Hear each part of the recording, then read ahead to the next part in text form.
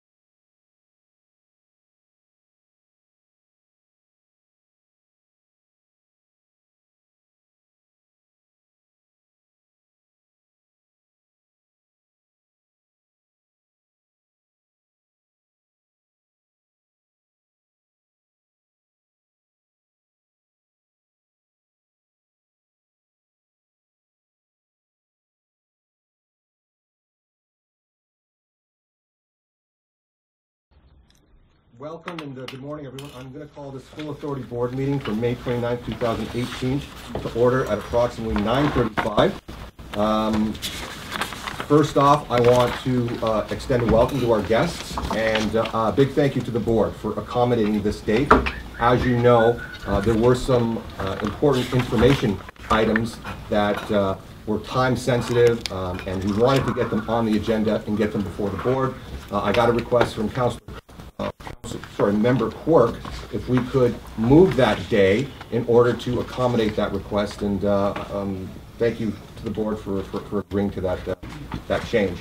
Unfortunately, our usual accommodations at Balls Falls were booked, and obviously when we have opportunities for revenue generation at Balls Falls, we're not going to supersede that with our board meeting, hence our location today. So it's a little tight, but I appreciate the cooperation of the board. Board members, you will note that the agenda has been structured a little bit differently. It's structured this way to let board members deal with items in a manner that will allow individuals providing support information with respect to the Audit Committee and Strategic Planning Committee minutes the opportunity to leave once their item has been dealt with, so it's a courtesy to our guests. Further, you will note that the March 26th Full Authority Board request to have an in-camera item respecting solicitor-client privilege update provided is not on the agenda.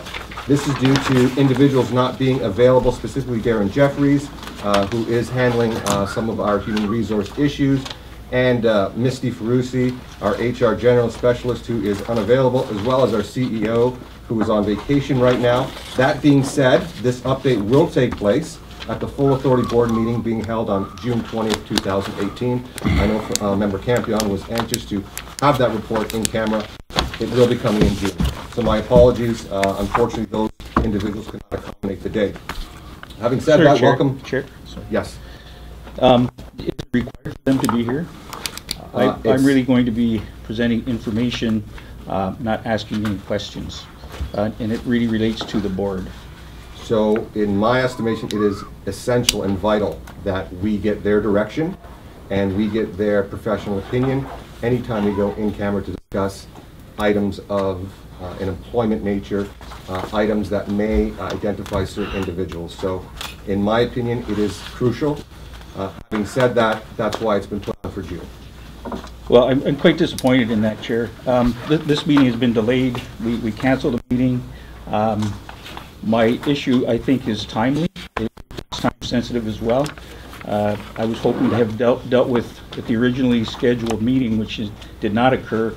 So I'm concerned that it's being delayed for whatever reason, but it's something we need to deal with. It's a very time-sensitive issue. So I'm very disappointed. I would like to go in camera to discuss it. I respect the authority of the chair.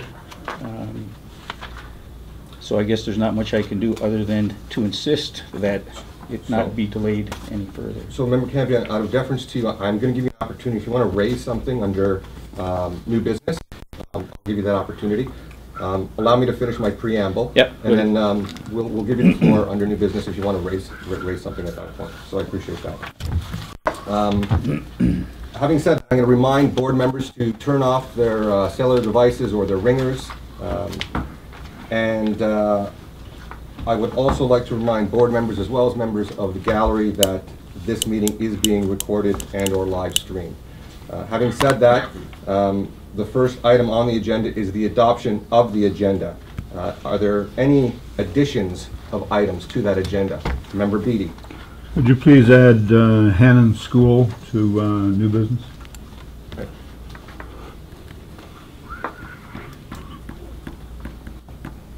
Thank you, Member Beattie. Any other additions?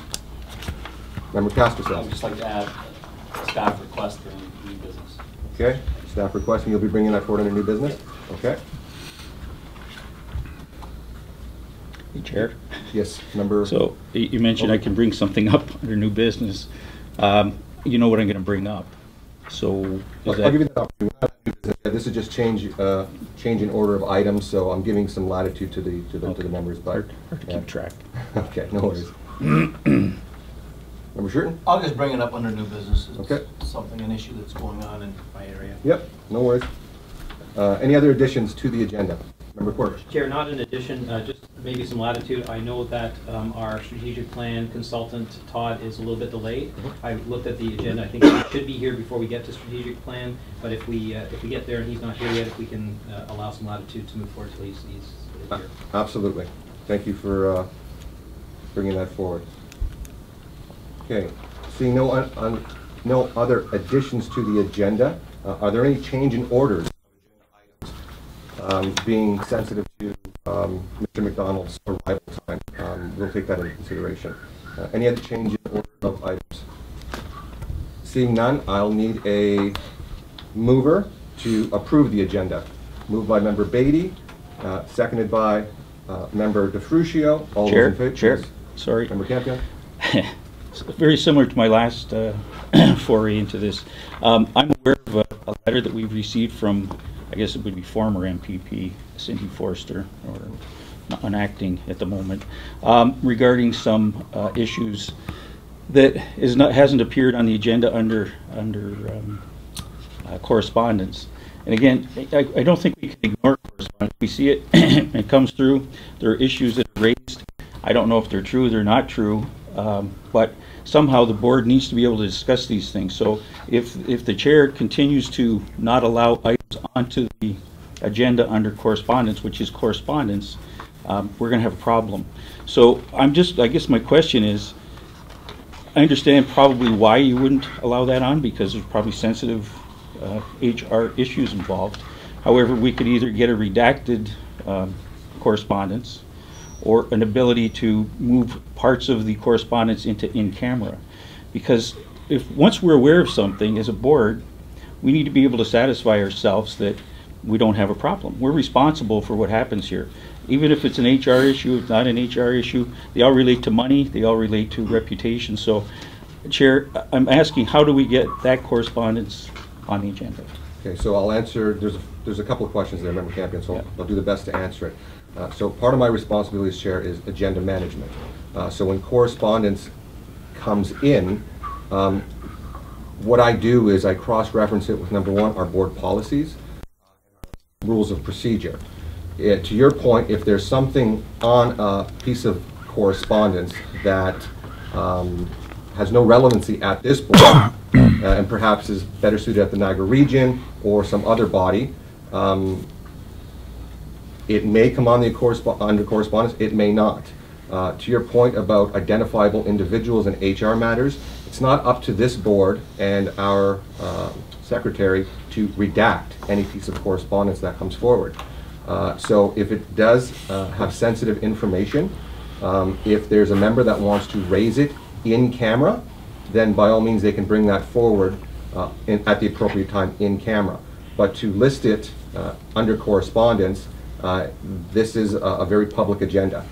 So it's not for this board to redact a third party's piece of correspondence coming to this board. Yeah, so I just threw that out as a thought. But we have to have a better way, Chair, and I don't want to get into a long discussion about this, but we have to have a better way to be able to have the board deal with sensitive issues. Because they can't be put on the public agenda doesn't mean we simply ignore them. You know, there are allegations raised in that correspondence that I'd like to know what we're doing about them. I know it's an HR issue, so HR should be updating us on, you know, who's investigating, how it's being investigated. You know, some of these issues may be related to people that are doing the investigations or involved in the investigations. So we need to be able to, as a board, assure ourselves that it's being dealt with properly. Okay, so we need to be able to have input. Okay, well, I appreciate your comments, and I'm going to take those as the chair, as constructive comments. But we're kind of crossing into an area right now, Member Campion, when we're talking about HR and litigations and all these kind of things, that it's kind of a sensitive in-camera item to be discussed. So we're still on, but I gave you some latitude to kind of get that off your chest, and I hope you I really appreciate that, Chair. worries. So we'll bring that up in closed session then? Well, there is no closed session item, but absolutely, on the June 20th, if you want to bring forward that piece of corn, is where it belongs. Okay. I would suggest that that's where it would belong, Member Campion. All right. So I would like to then say, just today, would you please add that to the other item, because probably the same people are going to be involved, and I really don't want this to go any further than that. It has to be dealt with. So any item that falls in that description, which is respecting solicitor-client privilege update provided, anything related to that via correspondence. So use that as a sphere and we'll just go. Exactly, yeah. We have no problem discussing those issues in camera, but because of the sensitive nature, we don't discuss those issues in open session. Thank you. Member Casperson.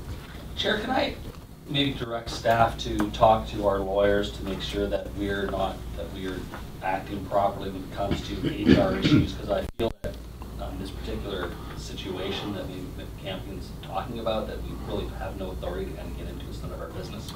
This is an HR matter, and I think our solicitor should come back to us and say it's really not important. Yeah, and again, that's a discussion that this board should have, and certainly I'm sure it'll be a very robust discussion in camera. I'd like to know what the hell they're talking So about. having said that, there you go. We are still on the approval of the agenda. I've given a lot of latitude right now to discuss other issues not related to the agenda this morning.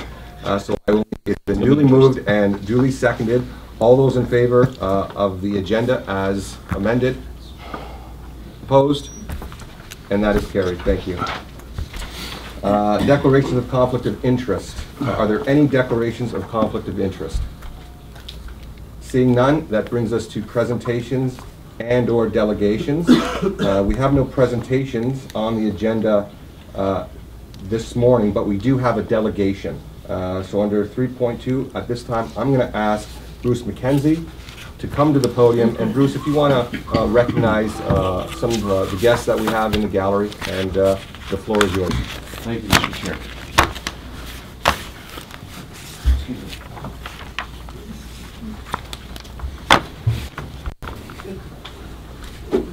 Thank you kindly, Chair, and good morning, members of the board. This is an important occasion for me and for the Hamilton Naturalist Club to be able to speak to you, and I hope to take a few minutes of your time and introduce you to an exciting project in the west end of your watershed.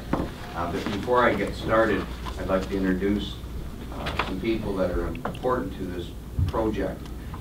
First of all, Mrs. Braun Trigano, President of the Hamilton Naturalist Club, Dr. Bill Davis, member of the Hamilton Naturalist Club and Friends of the Grimsby Wetlands, my wife Lori.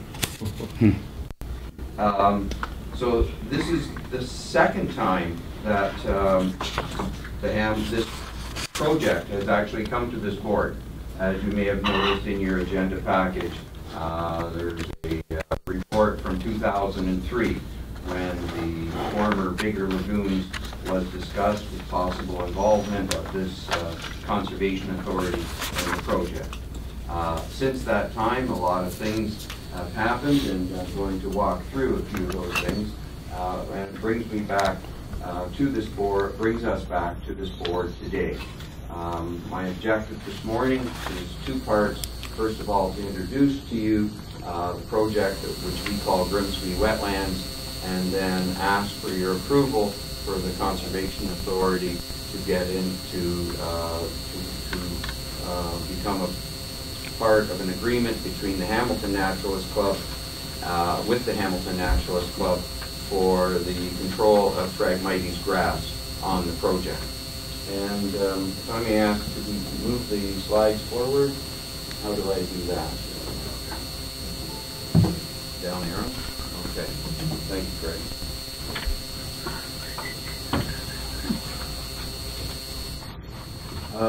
I also would like to thank the staff that I've met with today from the Conservation Authority, I should say to date. We've had a number of discussions over the last year. So just to give you a geographical reference for the property, aerial photograph of the west end of Lake Ontario. Down in the bottom here we have the 50-point conservation area and the 50-point geographical formation. And right here is the Grimsby wetlands, and you'll see a better picture of that in a second. Oh, sorry. So there in more detail is the 50-point conservation area, which is just on the edge of the watershed boundary for the Niagara Peninsula Conservation Authority. To the left of the wetland project is the Department of National Defense, Winona Rifle Range. To the east is the radio tower lands in Grimsby. And this 25-acre property is what we refer to as the Grimsby wetlands, formerly the site of the bigger sewage lagoons. Who owns that? Thank you. This 25-acre property, and if I may use acres and hectares, I'll jump back and forth a little bit, but it's 10 hectares in size. The Department of National Defense owns the top 3.5 acres of this hectares of this property. So, and their land is almost totally water. The lower 6.5 hectares belongs to the region of Niagara, and today it includes 5 wetlands. This larger pond, which is 6 acres in size, approximately 2 hectares or so. 1, 2, 3, 4. So we have 5 acres, 5 individual wetlands on the lands that belong to the region of Niagara. In the regional ownership, the decommissioning of the former sewage lagoons began in 2002. It was completed in 2006. In 2002, the Hamilton Naturalist Club approached the region of Niagara and the Department of National Defense and petitioned them to not remove the wetlands during their decommissioning process.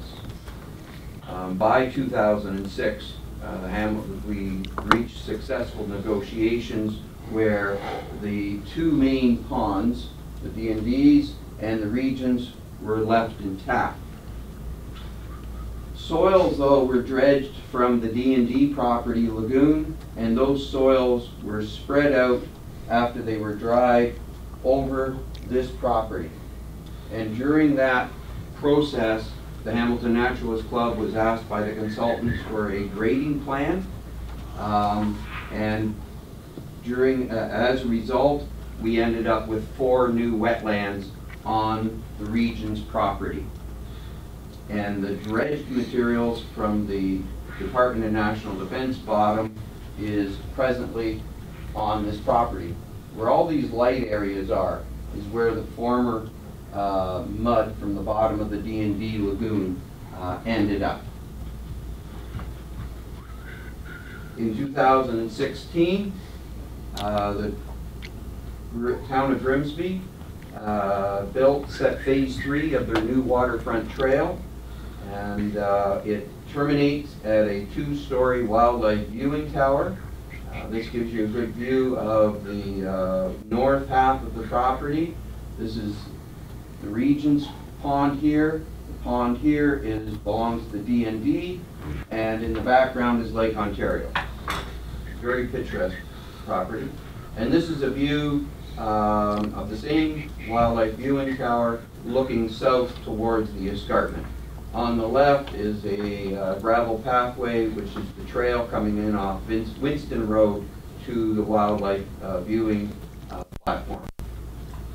The Hamilton Naturalist Club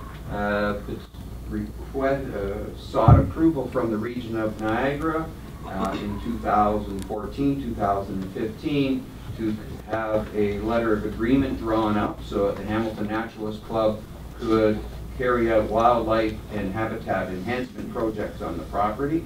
In 2016, the Hamilton Naturalist Club received that letter of agreement from the region of Niagara Department of Public Works. And this slide illustrates some of the projects that we have listed, and they're also in greater depth in your agenda package, including interpretive signage, floating islands, nesting boxes, turtle nesting sites, control of invasive species, native tree and shrub planting, viewing platforms, and public art. Yes, Member Sure. Thanks. When these lagoons were dredged, what is the depth? Like, are we talking 15 feet? Like, how deep are the lagoons currently? Okay. The one on the right goes down to about 4 feet, meter and a half at the most, I would think. The small one on the left is about the same depth in a small area. The mid one here, 3 feet at the max, and the one at the back is probably a little shallow. Yes. Yeah, I'm gonna just, if members can just hold their questions to the end of the presentation. Go ahead, Bruce, and then we'll put it on the board. Thank you, Chair. Public education is a major thrust of our work, and at the Hawk Watch Open House at the Beamer Memorial Conservation Area on Good Friday, we brought up a display for the public to see the type of work that we were doing with our interpretive signage. And at the project itself, we have two what we call viewing screens, so that there's you can watch the wildlife through these windows without disturbing the wildlife, and we also use these viewing screens as platforms for mounting the interpretive signage. These viewing screens were constructed as part of the Waterfront Trail project. The Hamilton Naturalist Club was very, very involved in the design of the viewing tower and this type of facility during the town's work. And some of the work that we've carried out so far, we've constructed a new viewing platform on one of the ponds. The goose nesting in the foreground here on the right is on an artificial muskrat house that we constructed and placed on the ice this winter. And in the back is a sunning platform for turtles. And we have these types of structures now in all of the lagoons or ponds. And a brand new structure just went up, which we're very pleased with, is barn swallow, a threatened species. This is a nesting structure for barn swallows, donated by Original Greenscapes, a landscaping business in Grimsby. We've received this generous donation. The City of Hamilton, this is valued at about $3,500, the construction installation. And we received from a member of our club a $7,500 donation towards the project. We hope this winter to start applying for grants, but so far we've received over $10,000 in donations or in kind without asking, simply on the reputation of the project. One of our members has a tree swallow nesting box trail. Last year, over 65 tree swallows were fledged on this property from his tree swallow trail. And a few years ago, during the introduction of the creation of the Waterfront Trail, the town of Grimsby worked with a number of other agencies, including this Conservation Authority, and they put up a number of interpretive signs are placed on the trail. This is one of them, talking about invasive species, and it was about a year and a half ago or so, I was able to attend a workshop on invasive species at the Balls Falls Conservation Area, sponsored by this Conservation Authority. And this is what really got me looking forward to forming a partnership with this Conservation Authority for the control of the invasive grass Phragmites.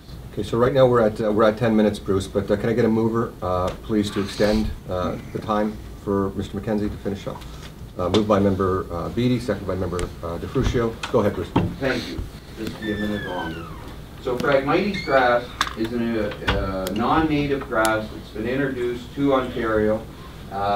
It's considered to be the largest threat to wetlands in Ontario.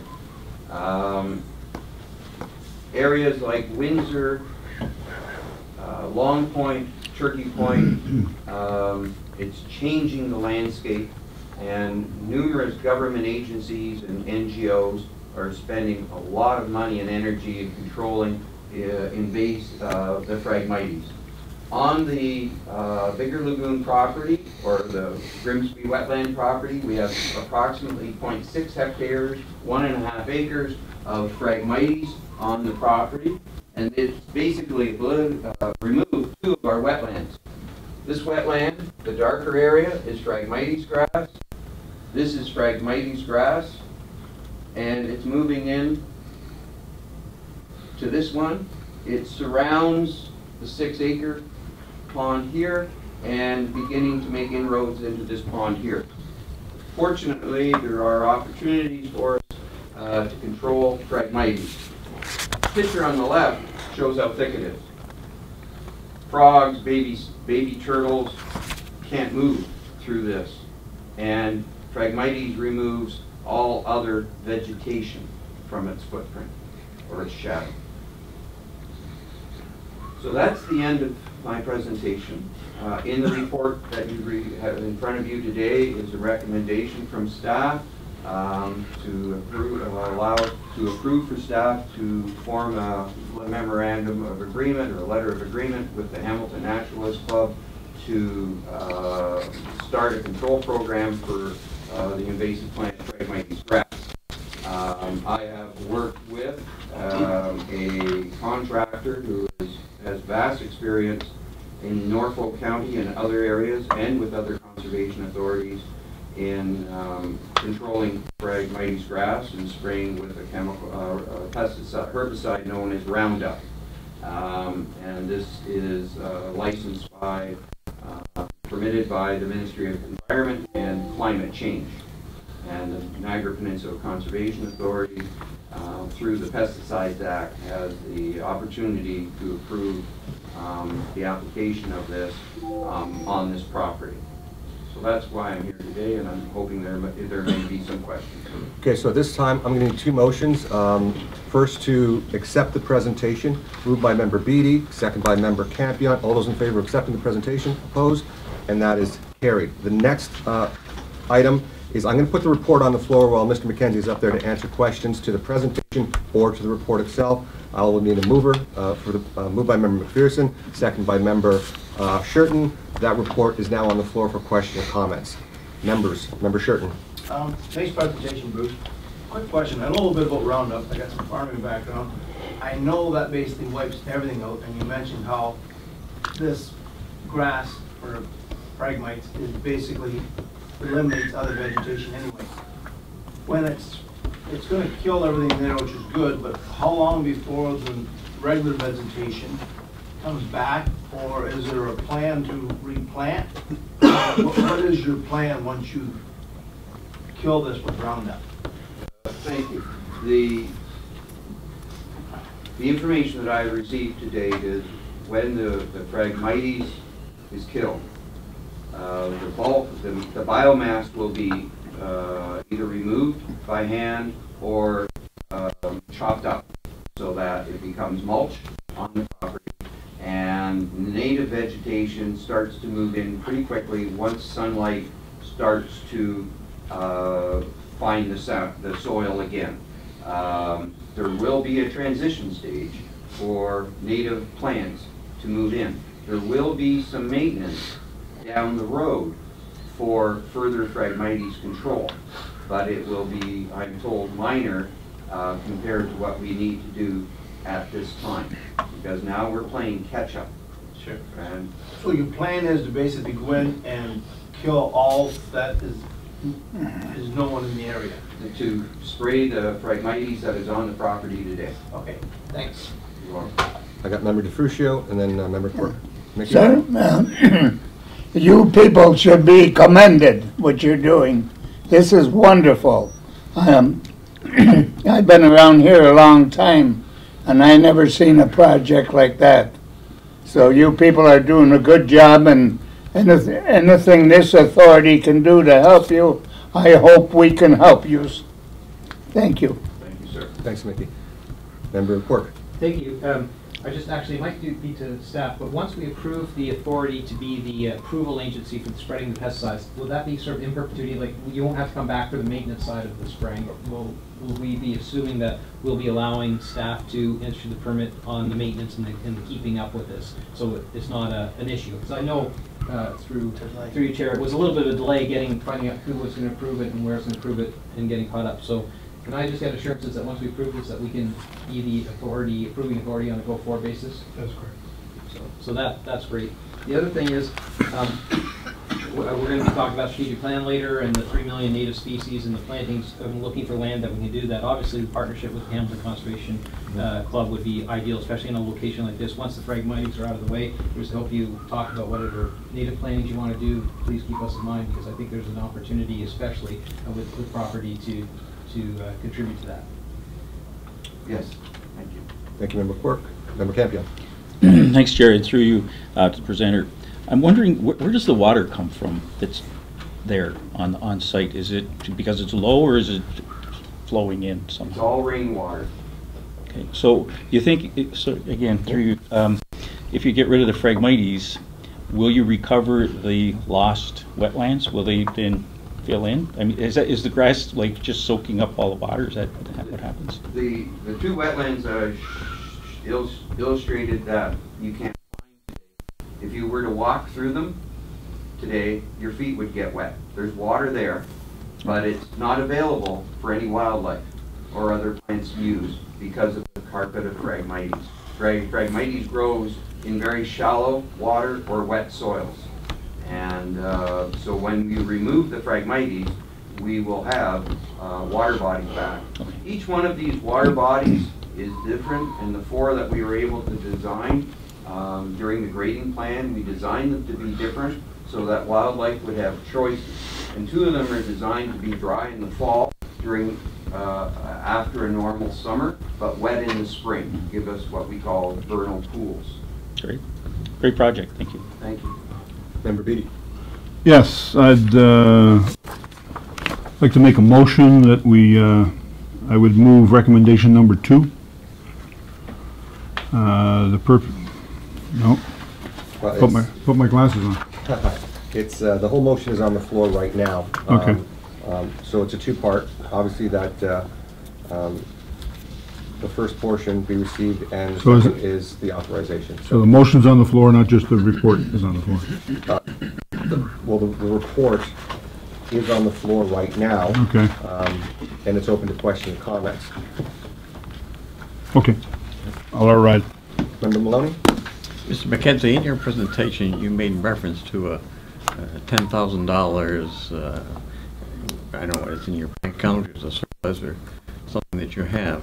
Is that in fact accurate? I'm trying to balance this with your request for $2,500 when you have $10,000. Thank you very in the much bank. for your question, and I may have caused some confusion. We have approximately $7,500 in our account now, minus some expenditures that we've made this year. That was from a donation from one individual member. The viewing tower was a $3,500 donation. And I forgot to mention another donation in kind from the Waterford Quarries Group. They're donating gravel for a killdeer nesting site. The $2,500 approximately that this project will cost, we are not asking for that money to come from this conservation authority. We have the money to pay that, the exterminator fee or the spraying of the pesticide contract. And then we wish to reimburse this conservation authority. So I think how it would work, basically in the letter of agreement, would be that the conservation authority would issue a purchase order to the contracting company, and the Hamilton Naturalist Club would reimburse the conservation authority for any costs of that purchase order that we expect to be less than $2,500. Thank you. So I'm going to make the suggestion that depending on the disposition of this report, that agreement, that LOI or MOU, however it's crafted, is this a time-sensitive issue? Maybe I'll direct that to staff as far as the execution of that letter of agreement will proceed right after this vote, or is there time to get the actual language in the LOI before this board for the June meeting? And I'll put that to Mr. Fertney. Greg? Oh yeah, either or, go ahead. So, there is some time sensitivity in this, in that the contractor has penciled into his contract, into his schedule, to carry out this work mid-August. I've informed the contractor of the original April meeting, but now May 29th meeting, so he's still hanging on. Sure. And has this on his schedule. And I would like to be able to, for the sake of that industry partner, to let that company know as soon as possible that we've got an agreement. Right. Mr. Fertney, you want to add? To you, Mr. Chair, I believe we can kind of do this in two parts. We can certainly help out the club right away with the financial aspect of it, and then we can certainly bring the report to the board and know what we've done with the memorandum of understanding through the bigger agreement in partnership with the club. Okay. And the only reason I ask that is because this may have a longer lasting impact, because we've had groups and organizations come to me personally, and maybe to this board member, with respect to the eradication of Phragmites. I've taken tours of Niagara-on-the-Lake with agriculturalists and farmers, where they would love some help eradicating some of the Phragmites along their water courses. So again, this is kind of precedent setting. Whatever language is in the MOU or the LOI, whatever is drafted, I would like it, I guess, reproducible for other partners in order to utilize as a template. So it's the only reason I would like to see that final language come forward. But if there's a happy medium to respect the time sensitivity of this and have the board have a final look at the draft, I'd appreciate that as well. Member Beatty, and then we'll go back to Member Campion and Member Cook for a second time. Okay, thank you. And in that regard, I guess the question I would have about, obviously Roundup is a very effective product, but I wonder about the life cycle of the Phragmites in terms of the seeds and when they germinate, etc. August sounds, to me, sounds like a probable area where you would get sprouting seedlings as well. But the question of whether or not a one-shot treatment would be appropriate, or whether there would be need to do a follow-up with subsequent generation. I imagine your exterminator could probably advise you in that regard. Yes, an excellent question, Member Beatty. This is not a one-shot deal.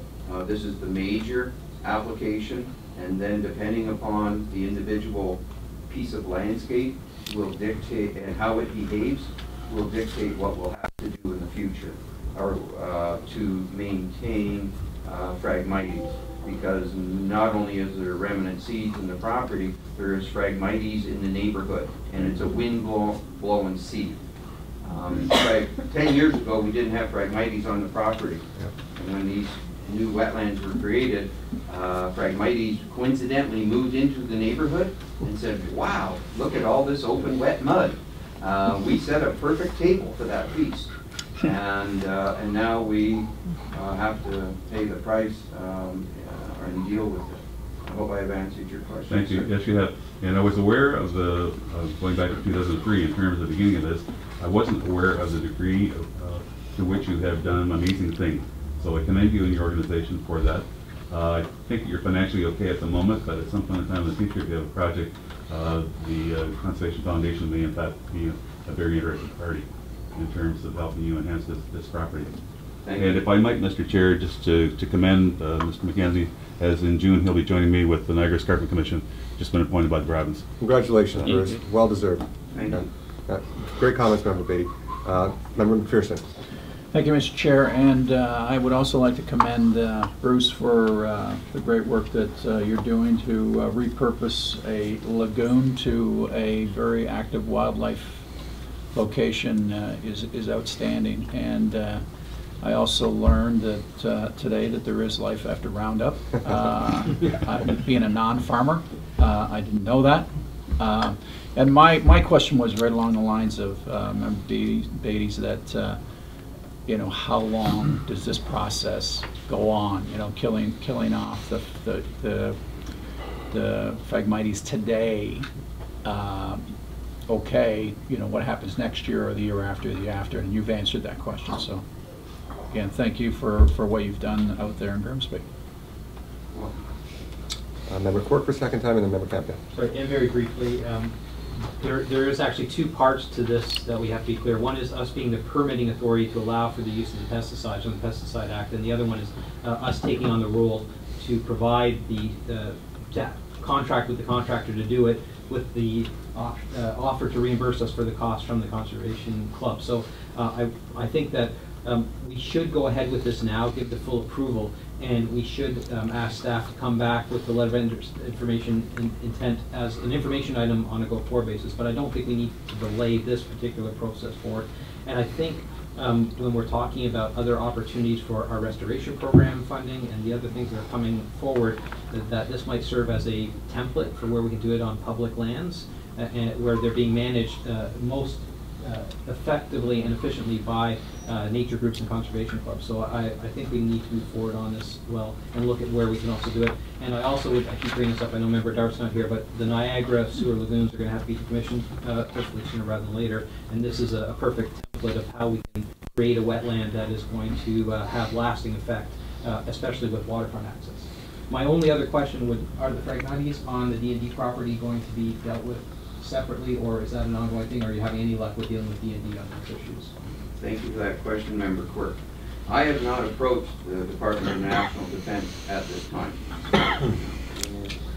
Our goal was to make this project so innovative and publicly involved and successful that we would then be able to go to the Department of National Defense and say, look at what we've done.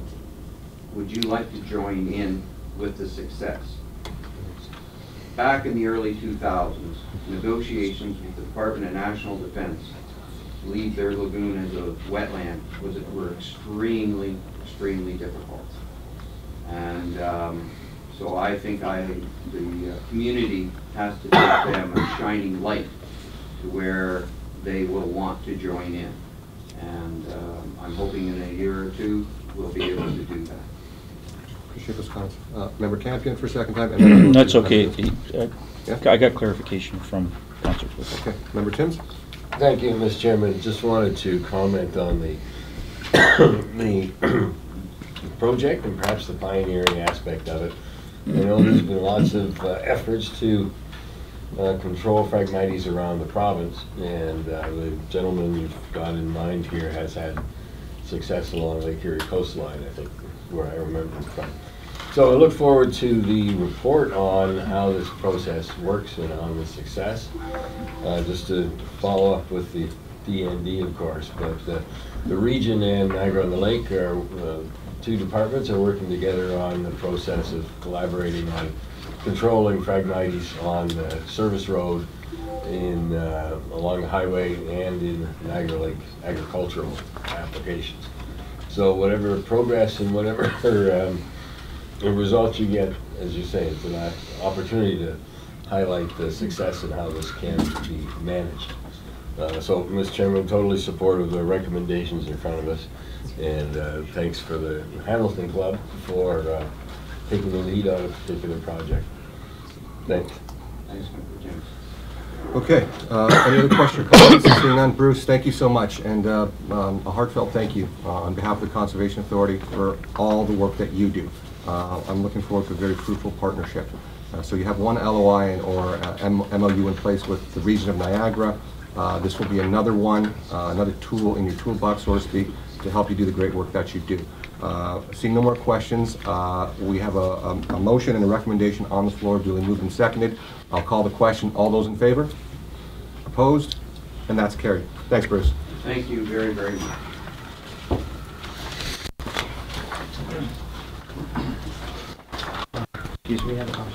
So you guys are more than welcome to stick around, but if you want to have a donut and a coffee on your way out, that's great too. Thank you. My pleasure. Bruce, thank you for your presentation. Thank you. Okay, the next item on the agenda is business for consideration and our standing committee reports. The first report coming forward is Audit Committee.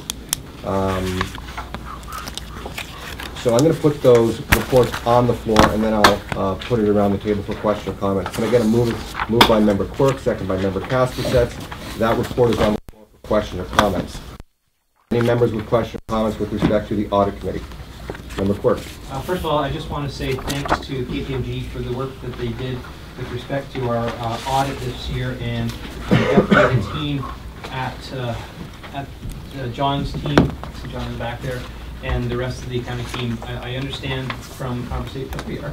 You weren't there earlier. The process went quite smoothly, and you were happy, the staff was happy with how it worked with dealing with KPMG on this report, and I like the format of our presentation back to us. So from that end, I have no concerns from the audit financial. I like the work that our staff has been doing and the cooperation with KPMG to deal with the ongoing issues that have been identified in the past, and there's definitely a movement towards improvement, continued improvement through that process. I also, just as the numbers guy in me, I love the new format of the financials. I love the fact that it's more in line with how the other authorities do it, and the fact that we have a more accurate representation in my mind in terms of easier to find the information you're looking for in the new representation. So thanks to John for putting that together, and thanks to KPMG for working with them. Okay, appreciate that. So this is the board's opportunity as conduits to your local municipal councils, as conduits to your to have a look at the audited statements and the financial reporting and pass that back to your respective municipalities. At this time, I'm going to ask Scott and Lewis to come forward and present some of the work that they've been doing over the past few months. And at the conclusion of their presentation, if there are any questions or comments to the presentation, I'll take them then. Welcome. Thank you. I wanted to say thank you for inviting us to come and make a presentation to you on the financial statements. Today it is our first year of the audit, and I'm pleased that you are happy with the report that we provided to the audit committee. And I'm going to turn over the presentation to my colleagues.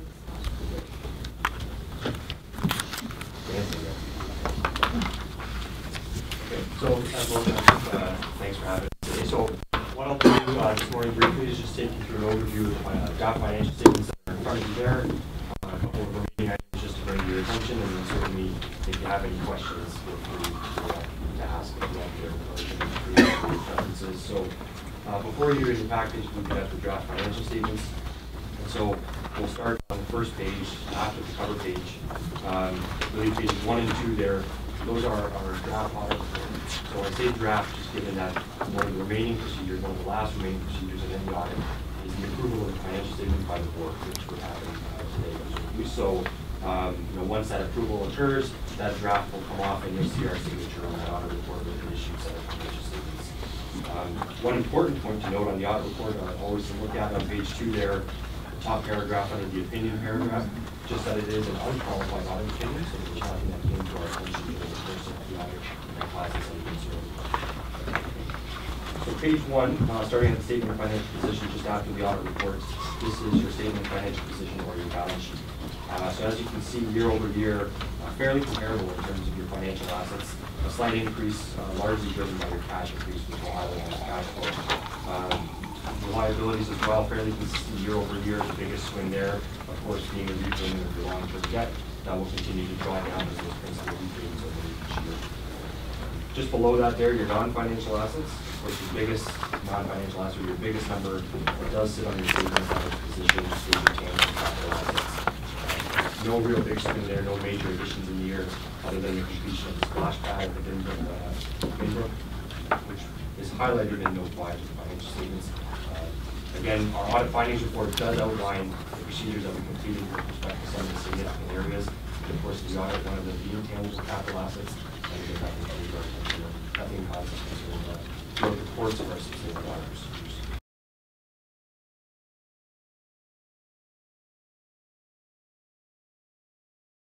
Yeah, that's okay. Page 2, Statement of Operations. So this outlines your revenue and expenditures in the year. Fairly consistent with what you would have seen in the past. In terms of results year over year, you can see a fairly consistent total revenues of $12.5 million compared to $12.2 million last year.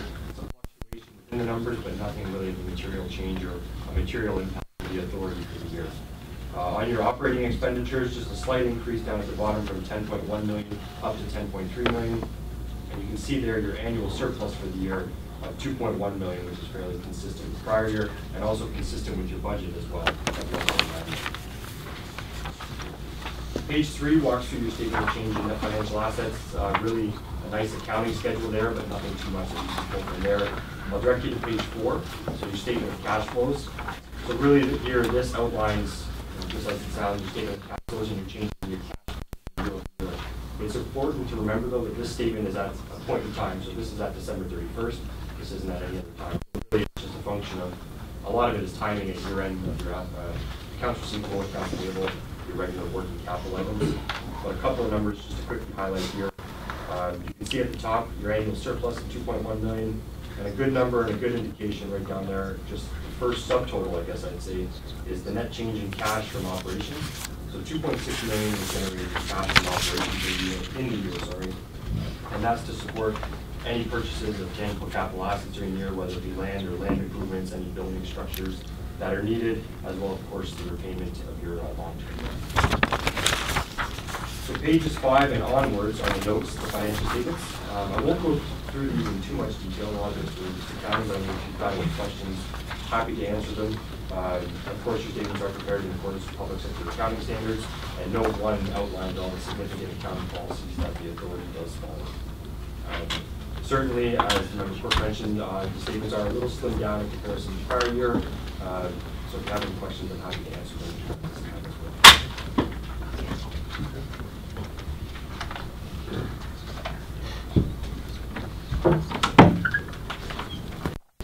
Thank you.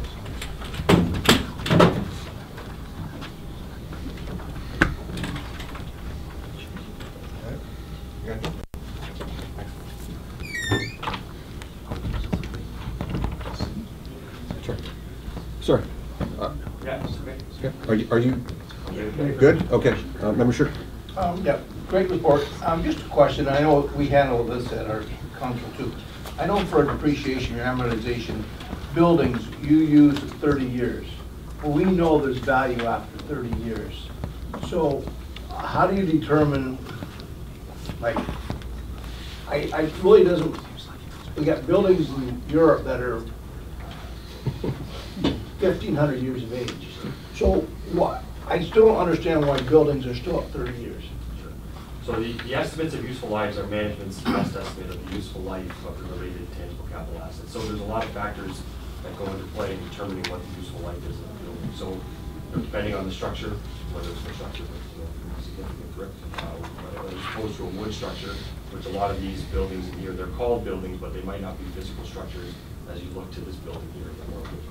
Okay. Constructed buildings, whereas you might have an output or an outpost type house construction, so it's not what you might think of as a traditional building. But yeah, so they're classified as buildings, but they might be almost like a pavilion or something. Sure. And, yeah, okay, so I'm following you now. Yeah, okay, thanks. Any other questions or comments, representatives? Member Quirk. Thank you, Chair. I know you sort of glanced over the statement of change in net financial assets, and I'd just like to bring attention to that because that is one of those, we talk about amortization. We've always in the public sector, now that we have to account for all our assets, which changed a few years ago. The fact that we are depreciating it, but we are investing in tangible assets or acquiring tangible assets at a greater rate. Usually, can we use that as sort of a tool to interpret how well we're keeping up and managing our existing assets within our asset plan? Yes, you can. Yeah, certainly. In a way, I mean, the strategic asset management planning kind of model that's really being adopted and put out there is that forward-looking, a little bit different than what you see in your financial statements, but certainly that's a great indication of, okay, what do we need today, what do we need 5 years from now, what do we need to invest to maintain our infrastructure, and certainly that's a measure to that. So, and I guess my question is, as part of your audit, do you take a look at where we are with our strategic asset management plan at this stage to see if we are in alignment with what sort of from an accounting principle?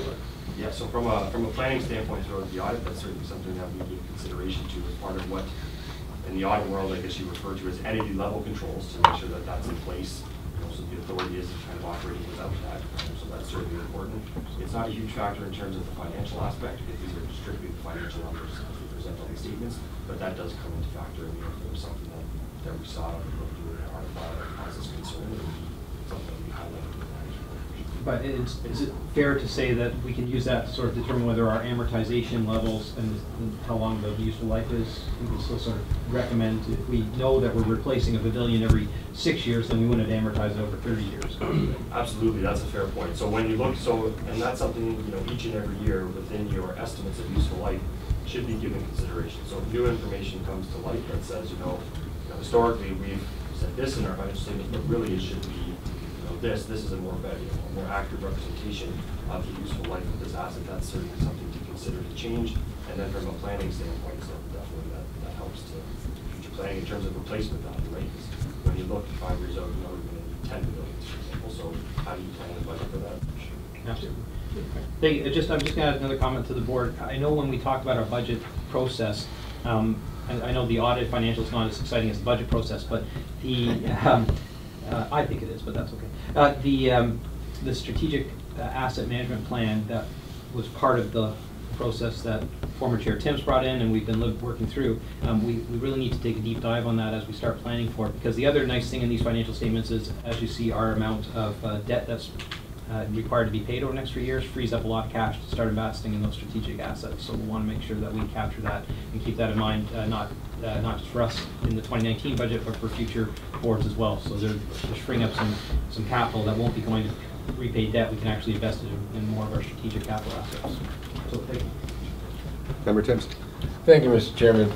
So through you, Mr. Chairman, to the presenter, these are the annual audited statements that the authority forwards to each of our funding municipalities. So this is a statement that goes to the Niagara region, the city of Hamilton, and Halton County. The process involves a fair bit of time and energy from your office in these offices. Can you just, for the benefit of, and I guess in contrast to the work the Auditor General is doing with the N.P.C.A., the time, how many hours do you spend in here doing this kind of audit for this particular set of statements, and compare to what the, if you can, what the work the Auditor General is doing, so the public understands the difference? So it's a little hard to comment on that, so thank you for the question, because that is a fair question and something Melissa and I did contemplate in advance. It's a little hard to comment just because we aren't entirely sure from our standpoint the full scope of what the Auditor General is doing. Okay. With respect to our audit and the issue of the issued audited financial statements strictly on the financial aspect, we have reached out to the Auditor General, but just have not had a response that is sufficient enough, I guess, to say just to be able to provide any context in terms of a relevant comparison of what we do, the hours that we incur compared to the hours that they might incur. A typical audit from our standpoint, we look at, the balances, whether there's any significant unusual transactions, any complexities in the transactions in terms of setting our audit approach to look at how long we expect to be in the field. So thank you to the preparedness of management for sure for helping facilitate a smooth transition for this year's audit. So certainly, we were on site for the week that we were on site with our staff completing the audit. Certainly there's always, hours after the field work just to wrap up and, largely to do the financial statements and so on, but it would be hard to provide any kind of comparison to that. We're not entirely sure what their focus is, whether it be financial, non-financial, otherwise, so. Well, thank you, Mr. Chairman. That sounds consistent with the pattern for these statements over the years, that the auditing firm spends a week with 2 or 3 people in the office here doing a thorough review of our records. So so I thank you for that, and I assume that KPMG has done conservation authorities elsewhere in the province, and partly why we decided to make a change. This is your first year here, but the firm as a whole has experience with conservation authorities. Yeah, so as part of our audit, that's our discussions with our team and the benefit of having, a region-wide type team where we're all pretty close in terms of reaching out to those other conservation authority audit teams, and what they're seeing, what they're finding, how they're planning. Is there anything that we need to take into consideration? So we definitely have that benefit throughout the course of this audit. Sure. Thank you, Mr. Chairman. And just to comment that I think it's wise every once in a while to change the audit firm so you get a slightly different approach from different firms, all with good experience, but sometimes a fresh look from a different angle gives us a little more assistance that we look for from the auditing firm. So I think excellent report, as Tony has said. Some good recommendations, and thank you for your work. Thank you, Mr. Chairman. Okay. Any other questions or comments while our auditors are here? Seeing none, the motion is on the floor, duly moved and seconded, that the minutes of the audit committee meeting held on May 10th, 2018 be received and the recommendations contained therein be approved. All those in favor? Opposed? And that's carried. Thank you. Scott, Lois, thank you so much. The next item on the agenda is Strategic Planning Committee, Wednesday, May 23rd, 2018. At this time, I'm going to call Mr. McDonald to the podium for his presentation. At the same time, I'm going to ask that the minutes be put on the floor for question or comments. And at the conclusion of Mr. McDonald's presentation, with those minutes on the floor, I'll open up to question or comments. So can I get those minutes put on the floor, please? Moved by Member Sheridan, second by Member Caspersets. Those minutes are on the floor. Mr. McDonald, you have the floor. Thank you, Mr. Chairman. So I know there are a number of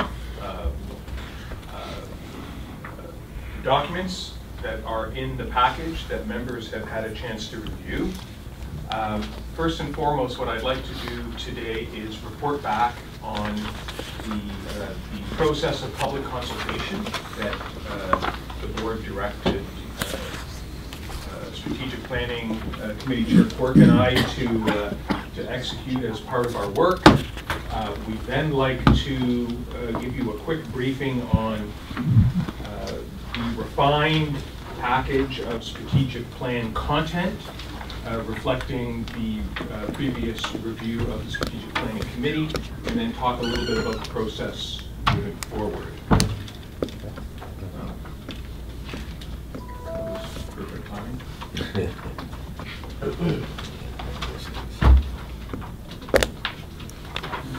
have some technical skills. So I can do this. Can I say I live in that world? Yeah, I hear you. So foreign species. These PCs are an invasive species. Max will prevail. Thanks, Mike.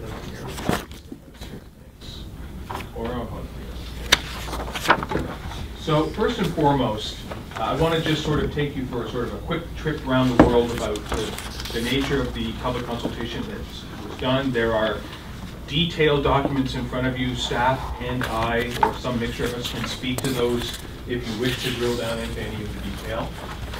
But first and foremost, the sort of the core of the face-to-face portion of the public consultation process that we're engaged in involved these 4 town halls. The original 3 planned town halls across the watershed in Lowbank, in Vancouver, and at Falls. Across the 3 of them, something like 70 to 75 people attended in person. We used the Mentimeter interactive polling tool to guide that discussion, a series of questions about the relative priority and the absolute support levels of support for the 7 strategic priorities that were the result of the original 2-day board working session. So we drilled down into those in considerable detail at each of the 3 town halls using the Mentimeter tool. Balancing out the town hall process was a subsequent St. Catharines located face-to-face town hall meeting to sort of round out the geography of consultation. And in that case, we opted for a bit of a different approach where we actually ran a simulcasted online webinar for people to plug in online and witness and participate in that meeting. And across the town hall meetings, there was I think it's fair to say, a diversity of point of view, but my assessment would be overall support ranging from the moderate to the strong end of the spectrum around the 4 what strategic priorities. In other words, our big 4 sort of forward-facing initiatives that were part of the strategic priorities package. We were also able to execute on a request basis 2 sort of special meetings, working sessions, if you will. One with members of the development community, one here with the N.P.C.A. advisory committee, and I should add there's actually a 3rd meeting with the agricultural committee. And again, frank exchange of views across those sessions concerning the draft strategic priorities that we brought forward, constructive feedback, both in terms of constructive criticism and positive reaction, a measured positive reaction to some of the initiatives. Lots of concerns about the how question. People's, I think their natural inclination is, okay, that seems like a good idea in principle, but how are we going to do it? And had to make the point, the strategic plan in its final form will be all about the how. What we're looking for is to gauge their support in principle, if you will, for the broad directions. And so those were reasonably successful meetings, I felt, as well. Moving forward, in terms of the online consultation piece and the overall profile of participants in public consultation, this is the online piece. These are not the town hall sessions. But you can see overall a Niagara-based concentration of participants in the exercise in the online forum, and a fairly diverse assortment of sort of self-identifying profiles, if you will, about where folks were coming from in their categorization of themselves in terms of any stakeholder groups that they might belong to. Now, the online outreach that Renee and Michael and their staff teams executed, and I would like to add staff from communications in your community outreach group were pretty heroic at the level of support that they provided me with over all of these public consultation sessions. So kudos to and appreciation to those members of the staff team that were there to assist and advise me and keep me from getting into trouble in the public consultation process. Much appreciated. On the online tool side of things, so this was an ambitious undertaking. This was this was orders of magnitude more ambitious than anything we did with the first strategic plan. We basically ran 3 town hall meetings in the first strategic plan with a series of some sector-specific meetings. This far surpasses that. We were able to use social media to get the message out very broadly about the strategic plan and make that offer to, hey, do you want to play with us when it comes to the strategic planning consultation process. So our reach through email blasts and Facebook constituted 67,000 offers to come play with the N.P.C.A. on the strategic planning process. On the engagement side, you know, the take-up from that was, you know, participation by actually acknowledging and interacting with those email blasts, Facebook reactions, clicks, and others of over 1,000.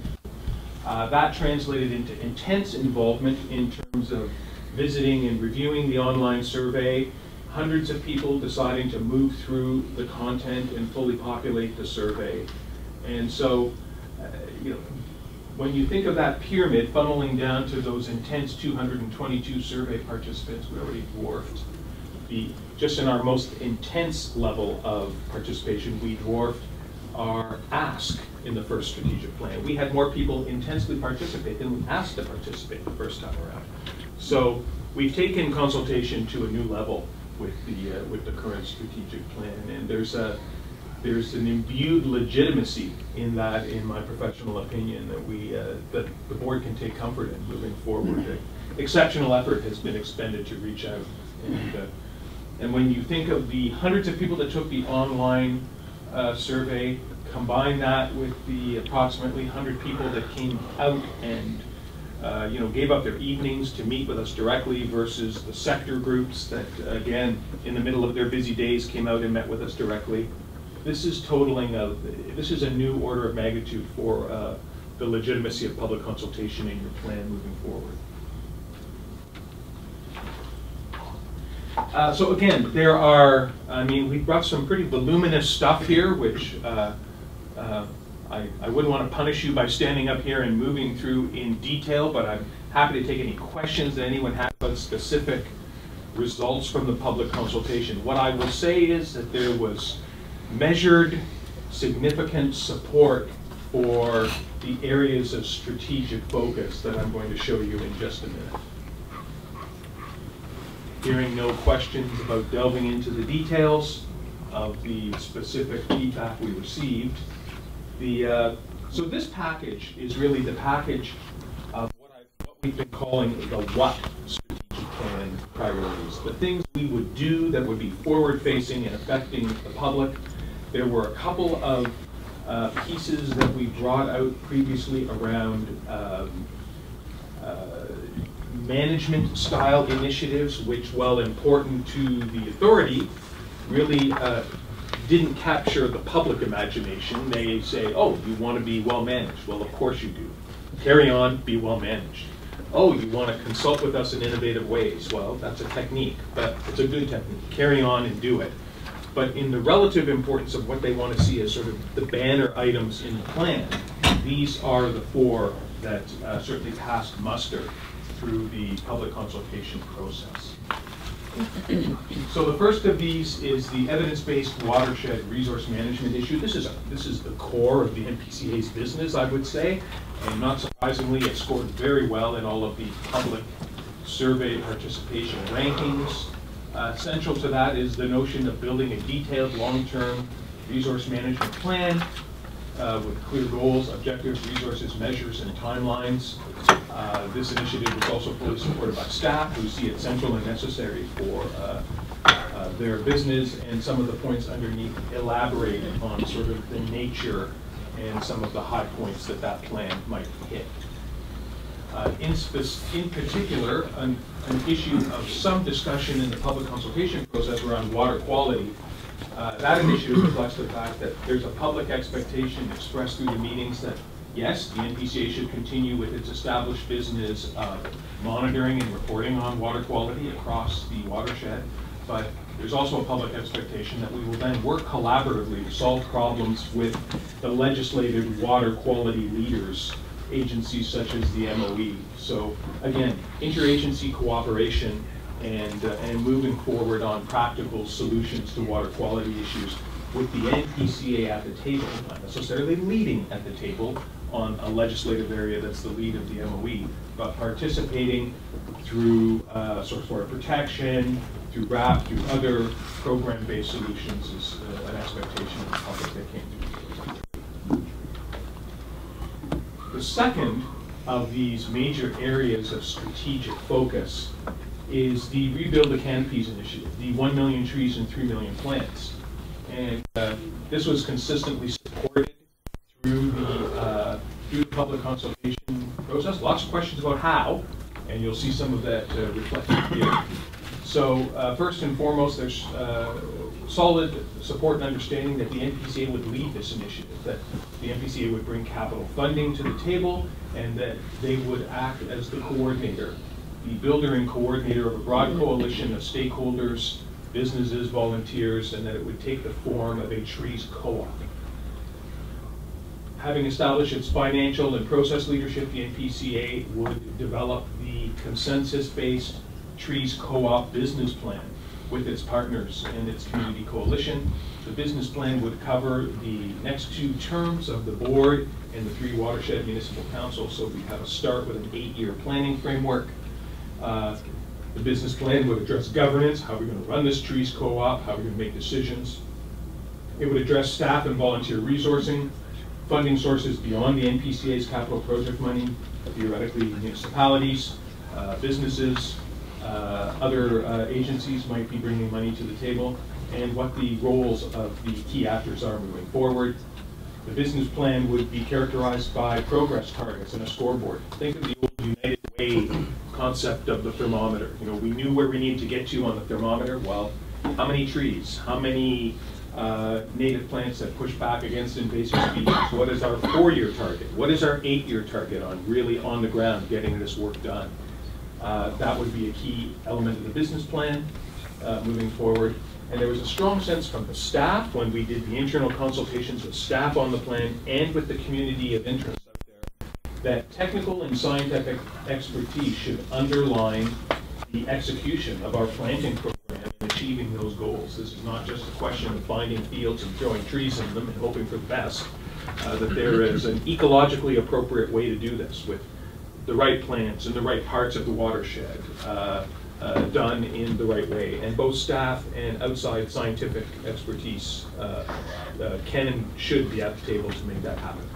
And there's a strong sense in the community sessions that that's a good idea. Let's do this the right way. The third major area of strategic focus is the 100-year land plan. And the signature idea of having 3 or 4 central parks connected across the watershed with wildlife migration corridors, contributing to habitat protection and restoration and enhancement was strongly supported. I would note, especially in the St. Catharines meeting, some folks that came to the meeting that were originally not in a dialogue-based mode, came around quite profoundly through the meeting and made it very clear that this was one of their sort of signature priorities that they would want to see going forward. So at the beginning of the meeting, didn't want to play in the strategic plan. By the end of the meeting, there was a clear consensus from some of those folks that land acquisition and the notion of appropriate land planning should be the signature priority piece in this exercise. So the added St. Catharines meeting paid considerable dividends in terms of actually giving us some real meaningful feedback.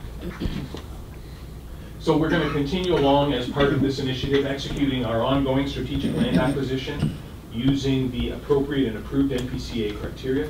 We're not going to go out there and advertise these are the following 6 pieces of land we want to buy. Please charge us the maximum price possible.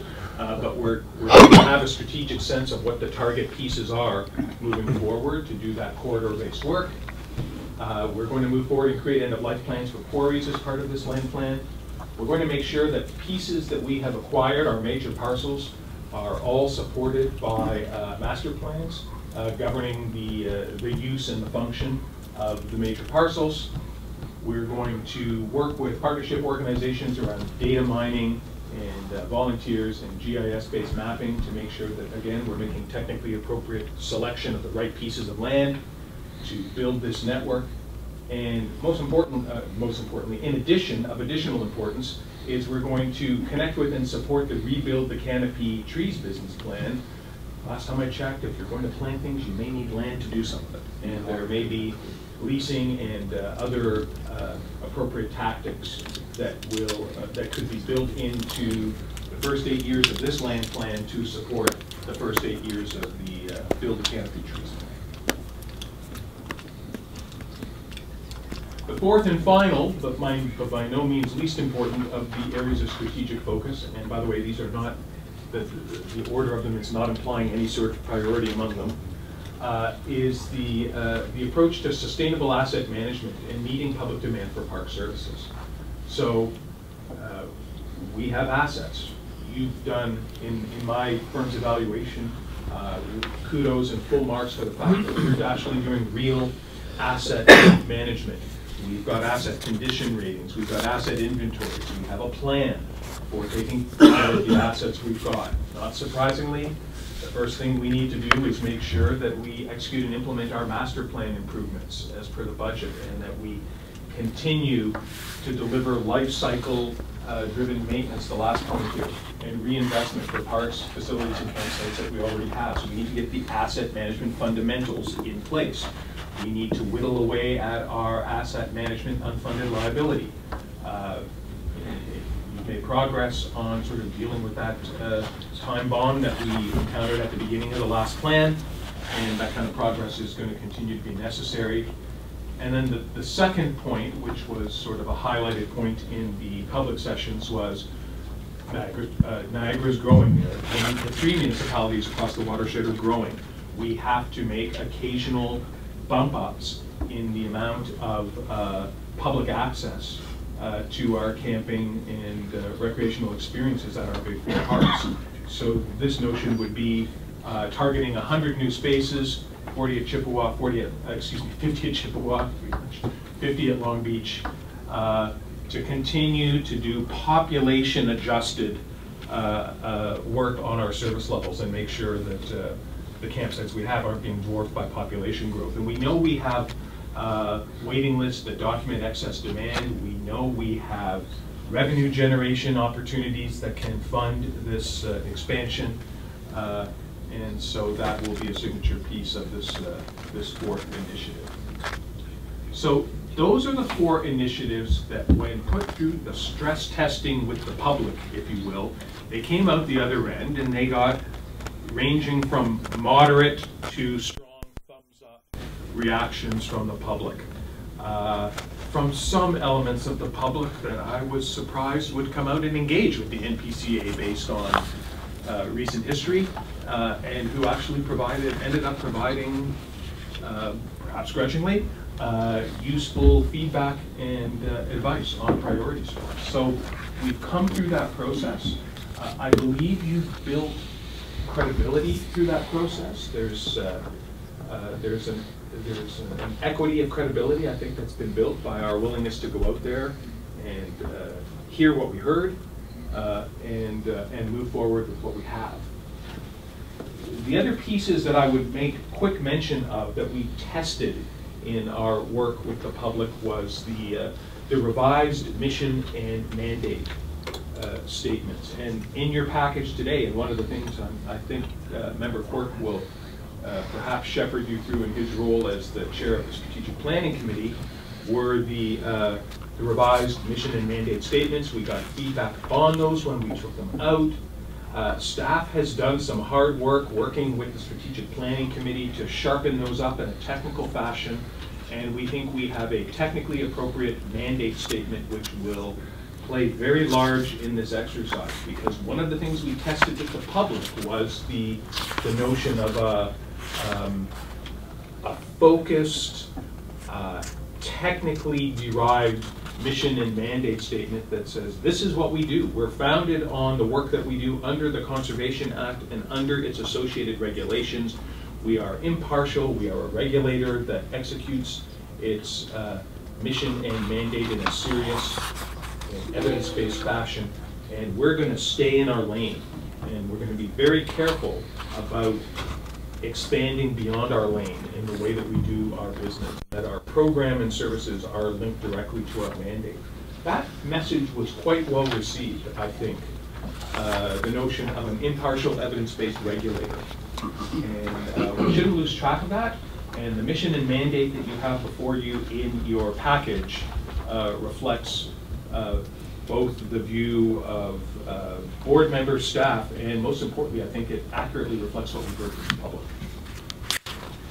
So those are the pieces that you have in front of you for support in principle, is these 4 areas of strategic focus. And when I thankfully sit down in a moment, the board will be able to act on that. And the process that we have in mind so we know where we've been. It seems like a long time ago, but it really isn't that long ago that we had the 2-day working session where all the great ideas went forward to build the strategic priority package. The board, in its wisdom, said go out and stress test those with the public. We've done that. We've received positive, confirming feedback about 4 of the priorities. Those priorities have some action items already embedded in them. There will be an opportunity for staff to further refine those action items, making sure that they also contain technically appropriate detail moving forward in the plan so that the plan has edge. And we now find ourselves here on May 29th at the point where I believe the committee is asking the board to review and endorse in principle those 4 areas of strategic focus, the associated action items with them to date, and giving instruction to staff to put the final touches, if you will, on sort of the operational content of the plan. You'll then be in a position to sort of take that plan with that final detail out for a public circulation period, sort of a last opportunity for people to comment on any of the substantive stuff, at which point, before the end of the summer, you have a plan that's well positioned to support you for the remainder of your term and appropriately, I think, position the next board. So happy to entertain any questions around process or content that you've seen. Also happy to sit down and let the board get on with its work. Okay, well, I appreciate your comments, Todd. So first off, I'm going to need a mover and a seconder to receive the presentation, make it part of the public record. Moved by Member Kasperset, second by Member Shurton. All those in favor?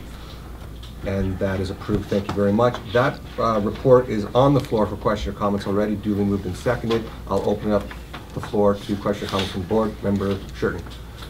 Thank you for the presentation and the update. A couple things. I appreciate staff reaching out to me from the Haldeman member where to have it, and I think Lowbanks was a great choice. I did notice on there, though, the spelling should be an S. It's plural, it's not Lowbank. My apologies, No, that's on me, and I'll get that fixed. For going further, Yep. being a public record, it should be Lowbanks. Will Plural. Okay. Thanks, Member Shurton.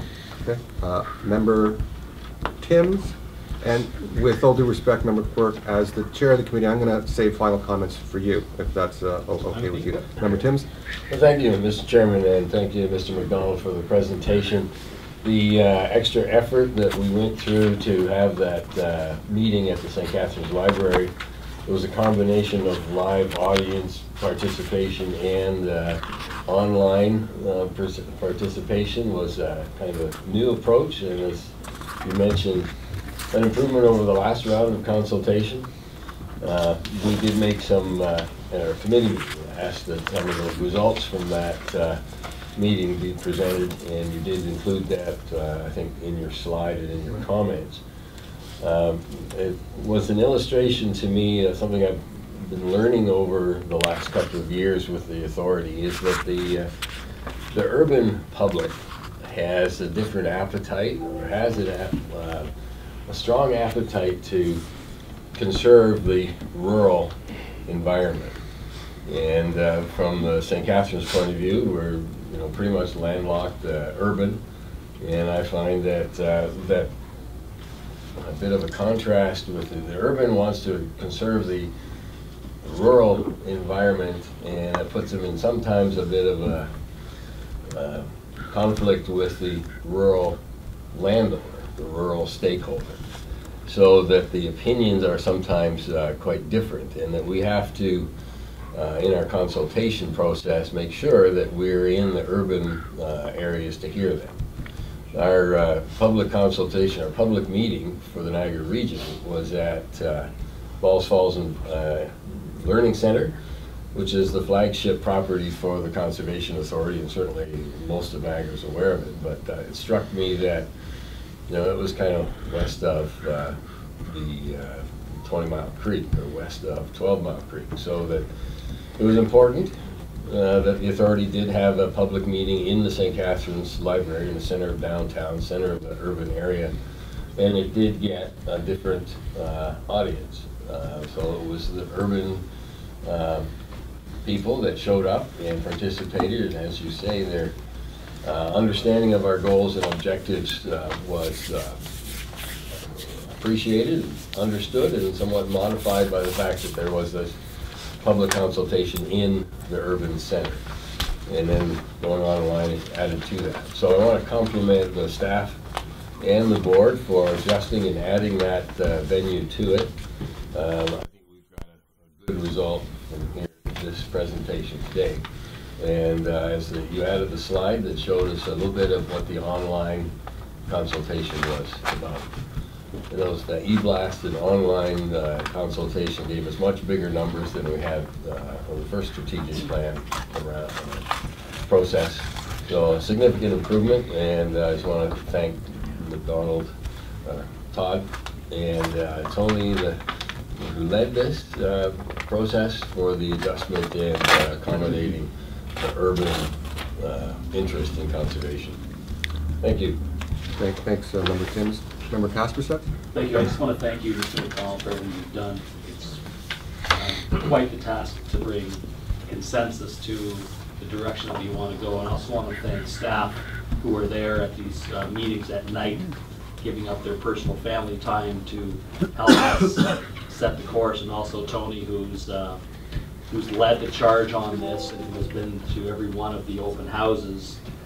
Despite the fact that he could have been home with his family, he chose this particular route to go, and I want to commend him on that. And overall, I think it was fantastic, but I really appreciated the St. Catharines event because we had a lot of our naysayers that have been following us on social media and public gatherings that finally agreed and accepted our course that we wanted to go. It was really nice to see one of the biggest advocates, who was really a naysayer of the N.P.C.A. finally express support for our tree planting campaign and the direction that we want to go, finally accepting and understanding our mandate, despite trying to take an opportunity to showboat his cause. He finally totally agreed with the direction that we were going, and I think that's a huge benefit and reward to all of us for all the hard work that we've done. Thank you. Any other questions or comments? Member Quirk. Thank you, Chair. I too would like to express my appreciation, not just to Todd, but for the board itself for being so engaged in this process. It wasn't just me that came to all the meetings. I know that Member Beattie, Vice Chair Kasperset attended all of them. I know that the St. Catharines meeting, and Bruce, I appreciate you pushing for that, because we had an opportunity to try out the webinar approach, and actually shout out to Kevin, who came and did Herculean effort, as well as our staff who were answering questions in real time during the webinar, which was actually great because it didn't stop the flow of the conversation that was had, but they were able to get answers right out there immediately. So talking about doing consultation differently, I think that webinar approach, live and webinar approach, as we go forward, should be definitely one of the tools that we use in our toolbox, because it was very, very effective. I also like the Mentimeter tool because the statistics nerd in me liked the fact that it was doing it in real time and moving the numbers and showing distributions and graphs and all that, so I was appreciative of that.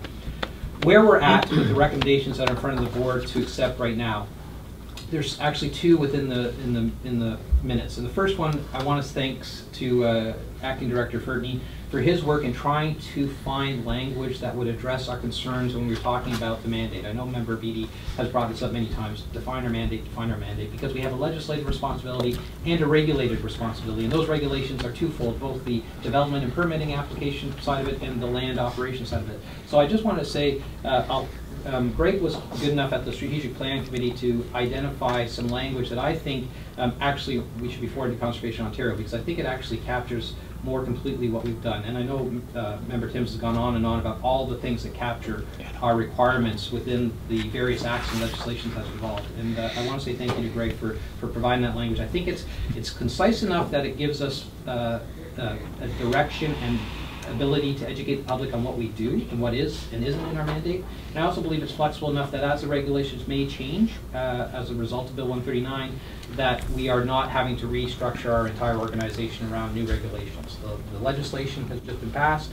I don't see it changing significantly over the next 2018 to 2021, but the regulations could alter depending on how the current government or new government makes changes. So that's flexibility. The second part of the recommendation is, you've seen the presentation with the areas of focus that drove from our working session. We took it out to the public and said, basically, are we on the right track? And we got feedback through the wide consultation process that generally I think the public thinks we're on the right track. They'd like to know some hows around the whats, but they are generally positive in direction. So when we approve, we call it the framework because this isn't the strategic plan. We need our comms team and our staff to step forward and sort of flesh out the hows of how we're going to do that. And that's what we're expecting to come back both to the strategic plan committee meeting prior to the June board meeting. And at that point, we'll have a sort of a more formal document.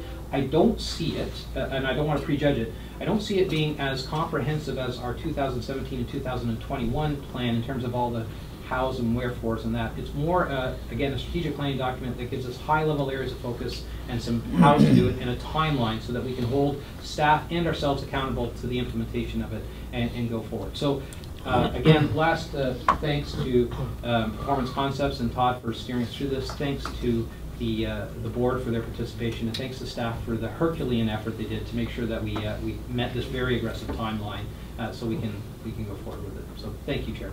Okay. Thank you for those comments. So a few more thank yous. Obviously, thank you to Mr. McDonald and Performance Concepts Consulting for all your work on this. Thank you to staff for the number of public consultations, the public engagement. It's been unprecedented, and that has been most appreciative. Again, thank you to this board for staying nimble and not static. Member Timms brought forward a concern that he thought we needed more public consultation in St. Catharines. We adjusted the schedule to accommodate that. Thank you to this board. We're sitting in this room right now because of our ability to stay nimble and be flexible. As you can see, the minutes were, the meeting and the minutes were approved May 23rd. Now we're sitting here at the full authority board meeting getting the update. So again, congratulations go all around. Special thank you to the committee for their investment of time, and to everyone's comments. It has been so far a very successful process. I look forward to the final recommendations coming forward. So seeing no other questions, I will ask that the minutes of the Strategic Planning Committee meeting held on May 23rd, 2018 be received and the recommendations contained therein be approved. All those in favor? Opposed? And that is carried unanimously. Thank you very much, Member Quirk. Thank you for your work on this committee. Very, very much appreciated as we set the path forward for the next 4 years. Next item on, Mr. McDonald, thank you so much for your presentation as well. The next item on the agenda is Watershed Floodplain Committee of April 26, 2018. Can I get a mover and a seconder to put those minutes on the floor? Moved by Member Dart, seconded by Member Beatty. Those minutes are on the floor for question or comments. Any question or comments? Seeing none, I'll call the question. All those in favor of that the minutes of the Watershed Floodplain Committee meeting held on April 26th be approved as presented. All those in favor? Opposed? And that's carried. Thank you so much. The next item on the agenda, Niagara Peninsula Conservation Authority Advisory Committee minutes. Can I get a mover for those minutes, please? Moved by Member Beatty, seconded by Member McPherson. Those minutes are on the floor for question or comments. Member Quirk. Chair, I don't want to dwell on this. I read through the minutes. I have some concerns with some of the statements made by one of the advisory members. They seemed a little bit out of order, and I don't know if you want to just speak to... I recognize that when we have advisory committees made of members of the public and they don't always know Robert's Rules of Order and all the various protocols that are in place. I just wondered if there had been any feedback or commentary provided to the member as their responsibilities as part of a public advisory committee and their appointment there too, on what is appropriate and what isn't appropriate to in statements made in these sort of forums. So as the chair of that committee, I will try to best answer your question in a very general nature. All advisory committee board members are brought through a full orientation and made fully aware of their responsibilities and roles. In this particular situation, we have addressed that situation the best that we can. Moving forward, I will keep this board apprised of the outcome of some of those disparaging comments. I don't want to get too deep into those comments. To your point, though, it has been addressed. Any other questions or comments? Seeing none, I'll call the question. All those in favor? Opposed? And that is carried. Thank you. The next item on the agenda approval of draft minutes, full authority meeting of March 26, 2018. I'll put those minutes on the floor for question or comments. Moved by Member Quirk, seconded by Member Campion. Questions or comments? Seeing none, that the minutes of the full authority meeting held on March 26, 2018 be approved. All those in favor? Opposed? And that's carried. Thank you. At this time, business arising from minutes, I'm going to call upon either Member Kaspersets or Member Beatty to move that motion. We did have a notice of motion duly approved by this board. It is on the floor right now. Who would like to speak? Member Kaspersets and Member Beatty. Member Beatty, floor is yours. Well, I think James will probably want to speak as well. So the motion is on the floor now? Duly moved by Member Beatty and Member Kaspersets. Okay. It's on the floor. You have the floor. We've had an interesting trip with respect to the levy and how the levy has been calculated. We now do it by formula as outlined by the regulation. In 2014, the Hamilton levy went from $500,000 to, I believe it doubled to about 1.2. Since then, it continues to grow, and I think it's projected this year at 1.4 million. And it's all based on the assessment of the City of Hamilton. The assessment of the City of Hamilton continues to grow. We're doing well. And as it grows, I think David may be able to give better numbers than I have, but I think it grows right now at about $60,000 a year, automatically. It just comes in and it goes up by 60 grand, and it looks like it's going to go up more because the building permits are just, they're doing well. Hamilton's doing well. Well, if we're going to increase their levy, we should increase their representation at this board. I think that's a good practice to offer Hamilton 4 seats on the board, given that their levy has doubled and now is almost tripling, that doubling the number of seats and looking into the future for the growth of the levy, it doesn't look like it's going to slow down. So I would ask that the board approve this, and that the second item on that is that we inform the City of Hamilton that they would have 4 seats in the upcoming board 2019. Okay, well, I appreciate those comments. And for the benefit of the live stream, I'm going to read the full motion so everyone knows what we're talking about. So the motion on the floor, duly moved by members Kaspersett and Beatty. Whereas the City of Hamilton, Niagara Peninsula Conservation Authority levy more than doubled in 2015, whereas the City of Hamilton total levy was $521,562 in 2014, and the total levy is estimated to exceed $1,406,095 in 2018.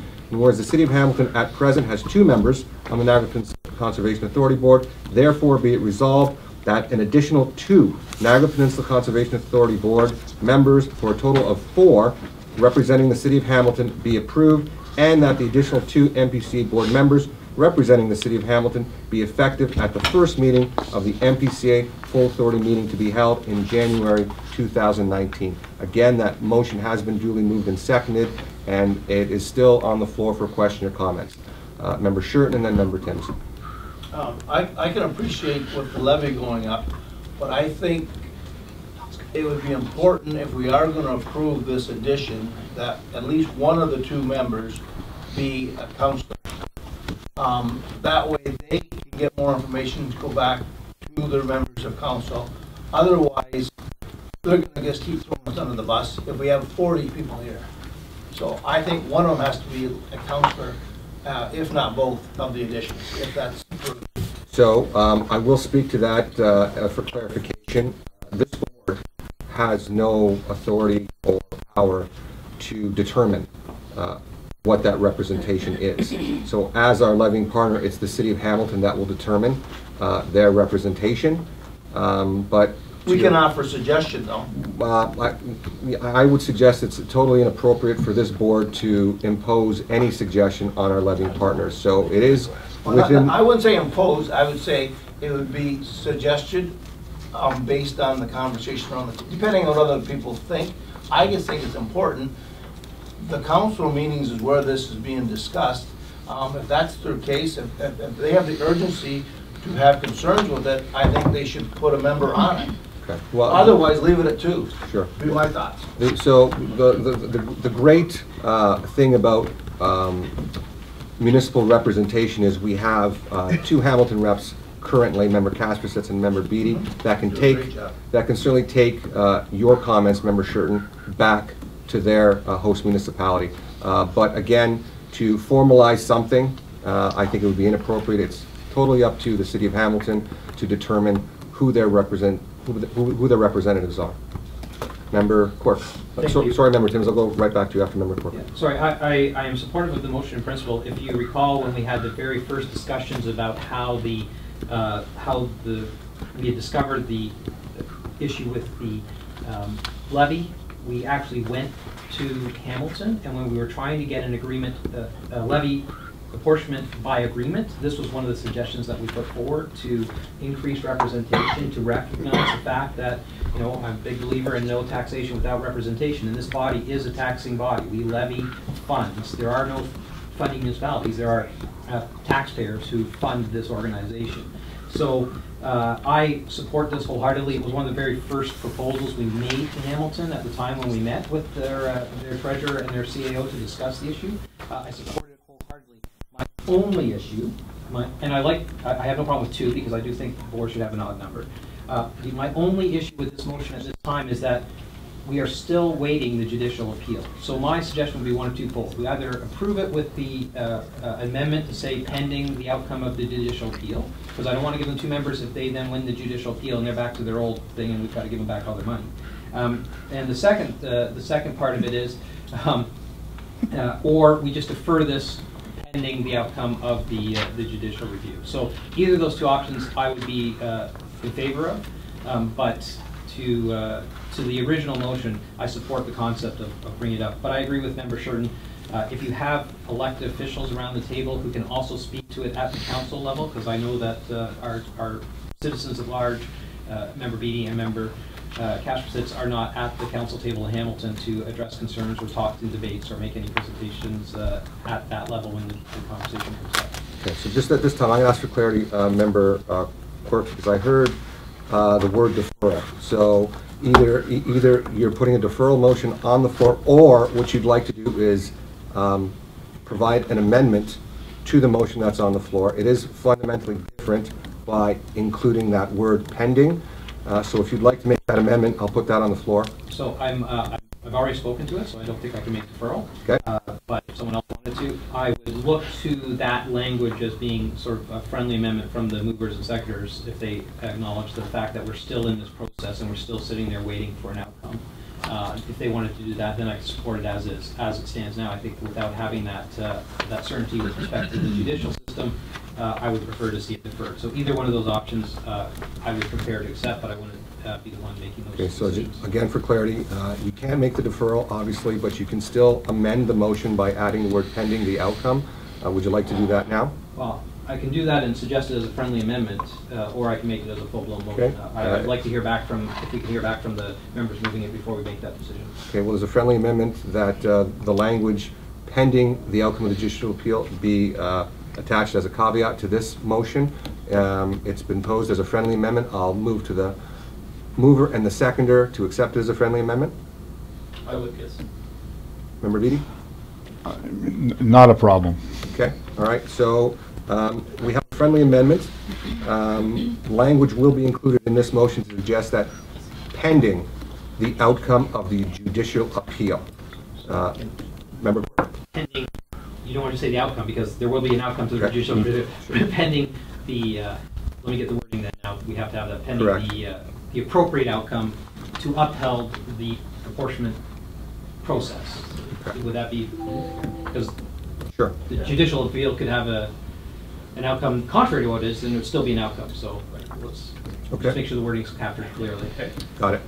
And I'm hoping, Deb, did you capture that? I understand exactly what you're going for. I'll make sure that that's included in that. Any questions or comments to the motion as amended? Member Timms. Thank you, Mr. Chairman. So I do recall the history and the original discussions with Hamilton, and I believe it was about one seat, one additional seat as a settlement issue. The second point or question I have is the authority of this board to increase the number of seats around the table.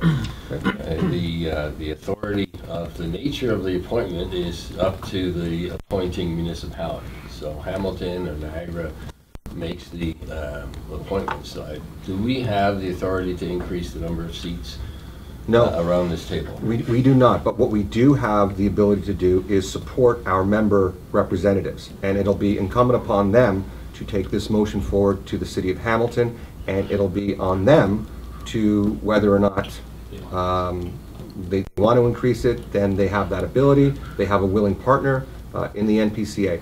So, well, my question is, does it go to the province to increase the number of seats on this board, or is it? So you're saying that the funding municipalities have to agree? So I think that's all three funding municipalities. This board has to agree. I'm going to suggest this is the first step. Okay. And this board, if it does support this motion, then it will be a creature of legislation, and it will be incumbent upon the levying partners to do their due diligence and do what they have to do to appropriately put two more members for the City of Hamilton. But I mean, if there's a staff answer out there, maybe I'll turn to Mr. Barrick if he has any comprehensive answer to that question. Thank you, Chair. So the short answer is this is the board member resolution. It's not a staff report, so the answer is not before us in writing today. However, with the passage of this today, staff can go back and do that legal diligence, at least for the authority's knowledge. I believe it is, this board is able to do that, but I don't want to say for certainty without reviewing the legislation and double checking with the appropriate lawyer. Okay. So my second question is, or discussion point, I think, is that we're moving to the premise of seats proportionate to levy contribution. And from that point of view, what Hamilton is asking for is 4 out of a board of 17, equaling about 23.5%. So my concern, and I'll speak up for my constituency, is that the St. Catharines portion of the regional portion is about 22%, and we have 1 seat. So I have no problem expanding the board, but if we're going to adopt the principle of representation by levy, then I would be asking that the St. Catharines be awarded by this board another seat, if not 2, based on the numbers. So, Mr. Chairman, if this board approves this motion, then I will be coming with a similar motion asking this board and the region and perhaps the province that St. Catharines have an additional seat at the very minimum, given our 23%. And secondly, to that point is the issue I brought up a little earlier about the urban population appetite and interest in conserving the rural environment.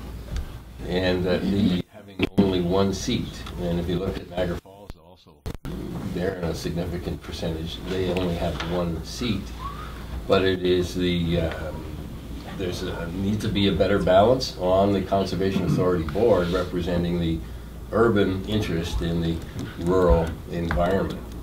And I think I've seen that over the few years that I was chair, and as the last few years, where there's a great concern rising out of the urban area without enough, I think, representation. And certainly my City of St. Catharines Council has expressed in many ways how they don't appreciate the representation that the St. Catharines population has.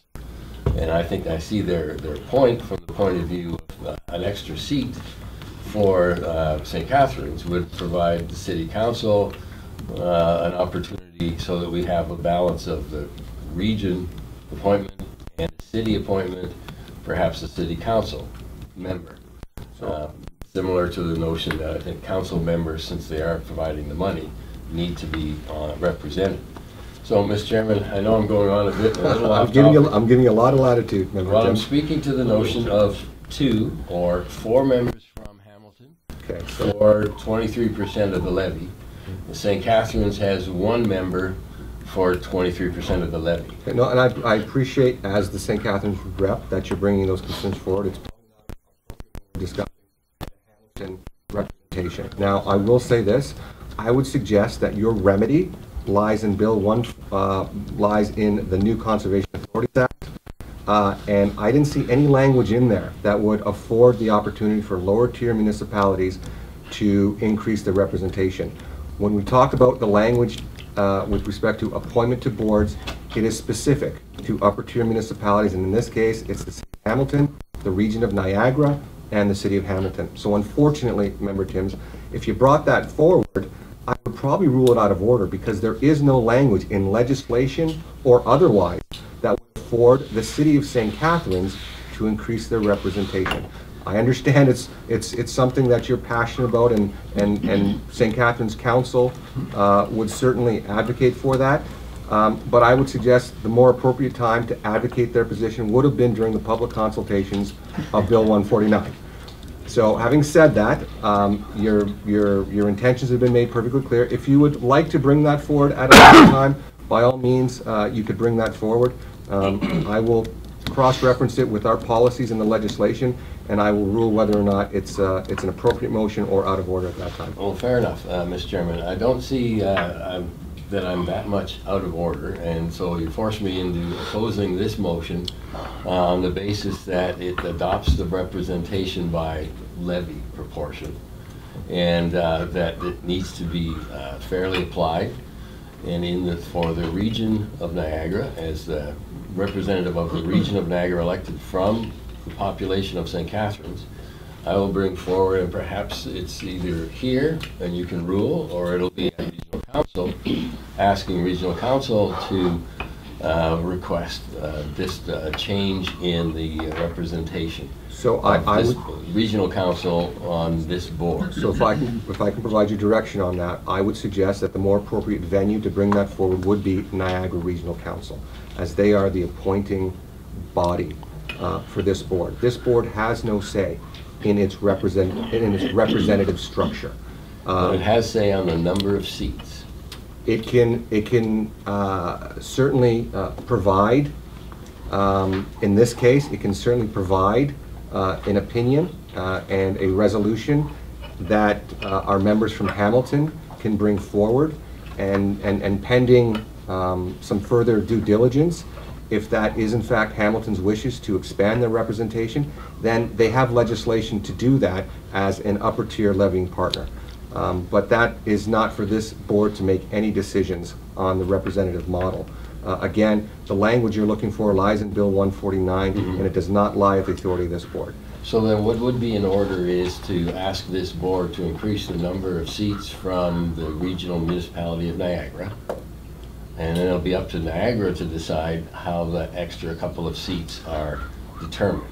So I would put that motion on, that the number of, amend this motion. A point of order, Chair. I think I've Point of heard order is enough of this. recognized, Member Campion. All right, We then need to efficiently dispense with the motion on the floor. I agree. We're all over the place, so Okay. I would move that you call the question. Thank you. No? You want me to go that far? Mr. Chairman, having I recognize the point of order. Right, I certainly agree that, Member Timms, you are getting off into another motion that you want to present, and we're not being specific. I've given you a huge amount of latitude to discuss your personal issues with respect to St. Catharines, but right now we have a motion on the floor that respects the increased representation for the City of Hamilton. Having said that, I'm going to move on to any other speakers. I'm going to go to Member Maloney and then Member Quirk. If the rationale for this motion is increase in assessment in Hamilton, how, and we have examples of that, how does this compare with the increased assessment in Niagara? Okay, so. We compare apples and apples. So, again, I'm simply adjudicating as chair. With respect to the intent of the motion, you'd have to look to the mover and the seconder to see what their rationale and intent is in bringing forward this motion. To your point, Member Maloney, you may want to ask the mover and seconder if their intent to move this forward is specific to the levy apportionment. I can't answer what their intent is. Member Beattie, Member Casper says? Turning to my friends, what is your intent? My intent is to increase the representation for the City of Hamilton as a funding member. On the board? As the levy has almost tripled, it's increased drastically. When you're paying a heck of a lot more, you should get more representation. And it continues to increase. I don't see Niagara's levy increasing.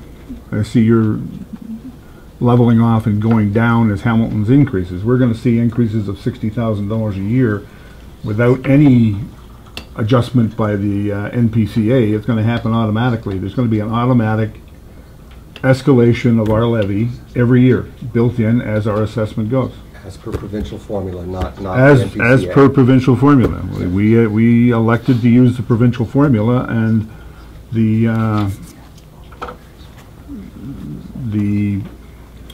burden of support in levy is, quite frankly, shifting a little bit to Hamilton for the NPCA. So we should get more representation on the board if we're going to pay more. And we're paying a hell of a lot more. So Member Maloney, you still have the floor? In order for me to properly extend my vote on this issue, I'd like to be able to compare where Niagara stands in relation to their growing assessment as well. And I don't think perhaps we have to entertain even changing the name if the services rendered to Hamilton exceed substantially out of our total budget and works that we undertake in any given year. It's my understanding we don't use the formula for Niagara. Is that correct? No, we do use the, all levying partners utilize the formula. It's the same formula that all levying partners utilize. Yeah. Okay, Member Maloney? Those are my questions. Okay. Which haven't been answered. Okay. Member Court. So I'm just going to make two comments because I know I've jumped the line for a second time. I know Baby's been irritating here. The two comments are, first of all, the actual levy isn't just based on assessment. The formula is a combination of assessment within the watershed, and that was part of the discussion about it. So the value of the membership for each of these seats around the table isn't just purely levy, it also has an area component as well. So I think if you were to look at the impact on the area, because you have a lot of effort, for example, West Lincoln is one of the largest municipalities within the watershed. It has one member, but it has a lot of issues with respect to the things that we have regulated things. So it can't just be purely on a financial basis. But I do support it because it is actually a fairness issue in terms of making sure there's voices around the table. The second thing is when you look at the overall number that St. Catharines pays as part of their Niagara section of the apportionment, you have to take out and back out the special levy side of things, right? Because the special levy would still continue, regardless of whether Hamilton had 4 members, 18 members, the special levy aspect for Niagara would also be involved in that. So I do think that there is probably some information that we could get back from staff, which would allow us to look at areas, which would allow us to look at the regulatory framework and the legislative framework that allows us to do this. And maybe it's something, because we're still waiting on the judicial appeal, that it could be deferred cycle. And then the last component of this is if you were to look at Niagara as an example, a 2-tier municipality, we have 1 seat for each representative municipality. I think if you were to look at our watershed within Hamilton, right now we sort of have the 2 because it was kind of Stony Creek and Glanbrook probably was part of that discussion. Mainly Glanbrook. But we touch on here and there. But nonetheless, you could probably make the argument that the municipality is entitled to more based on the area that it covers. So I don't want to get bogged down into the issue because obviously I think we have concerns with what St. Catharines is paying brought to the forefront by member Timmins. But if you look at it from an area point of view, that's also a factor in determining the makeup of the board. And I think that's when you look at something like Grand River that touches on 37 different municipalities, but a little bit of each one. That's kind of how their structure is too. So maybe some might want to defer this first cycle so we could actually get the proper legislation in front of us. Appreciate the comment.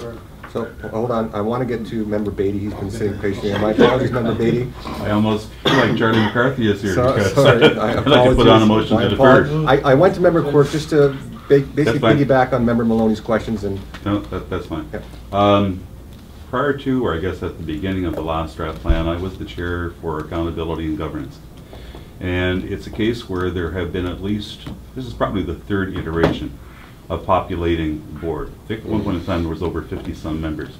When we had, this prior to 19, whatever that was, when we had all these small towns like Meriton and Chippewa and so on.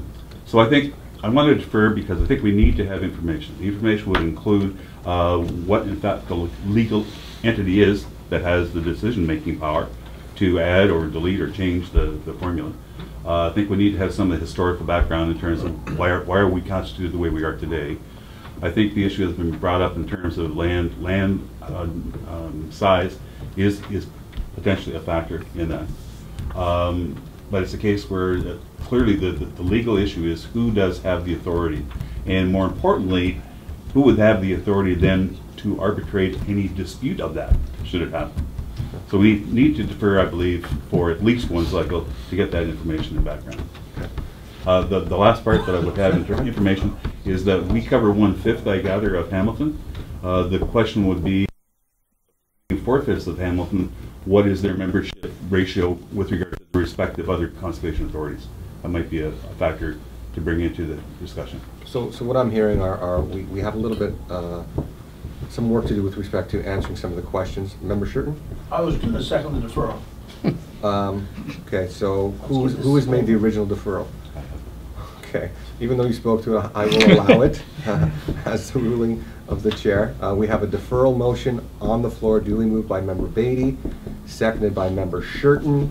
I will call the question with the caveat that staff come back with the appropriate answers to some of the questions that they've heard around this table, please. All those in favor of the deferral? Opposed? And the deferral is carried. Thank you very much. The next item on the agenda, correspondence. There are no issues with respect to correspondence. The next item is chairman's remarks. I really don't have any chairman's remarks at this time, but I would make special note that in 2019, the NPCA will be hosting the Conservation Authority's biennial tour. I'm hoping that some of those planning sessions can take part moving forward, and we can start preparing for that one. There is another item that I wanted to bring this board's attention to, and I'll probably bring it up under new business, and that is I've had discussions with the Harmony Group. I've had discussions with the city of Niagara-on-the-Lake with respect to the D&D lands that are currently owned by Parks Canada. I plan on bringing forward some of those partnership opportunities at FCM in Halifax next week. But what I would like to do is get a mandate and a resolution from this board to have those discussions and carry forth that agenda item with our partners at Parks Canada. So I will be bringing that up at new business, and I'm sure Member Dart can speak to that as well. Those are my chairman's remarks. I will open it up to questions or comments to the board if you have any questions or comments with respect to the chair's remarks. Is this a new business? It's not new business yet, no. Not yet? Not yet. No. Okay. Seeing none, that moves us on to the CAO's comments. Acting CAO, Mr. Barrick. Thank you, Chair. I really want to take the opportunity to thank staff for their efforts throughout this season. We are, to a degree, a seasonal operation. You will see before you the Q1 quarterly product status report updates, and that is as of March 31st. But I can certainly say April and May as well, things have been quite busy. In the watershed department, permits, application reviews are typically busier this type of season. We have compliance issues. There's a lot of ash trees that are falling around the watershed, and so our staff are out doing their diligence on that front.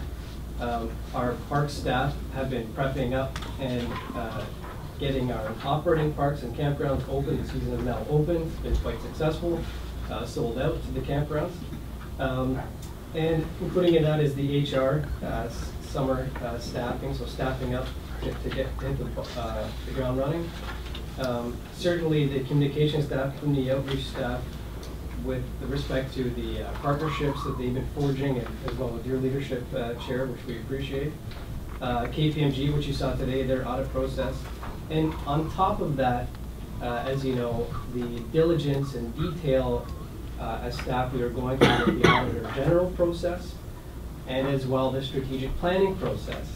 So you've got two extra large, critical, important components on top of the regular business of the organization, and staff are handling it in stride. They are dedicated and professional, and I wanted to thank them for that publicly, and as well this board for your support of our staff. Thank you, Mr. Barrick. Any question or comments to the acting CEO's comments? Seeing none, thank you for those comments, and I do echo those comments. Mr. Barrick, staff has done an incredible job considering all the balls that are in the air right now. The next item on the agenda is business for information. So the items listed are for information purposes only. So I will entertain a board member moving them in block. Moved by Member Campion, second by Member Beatty.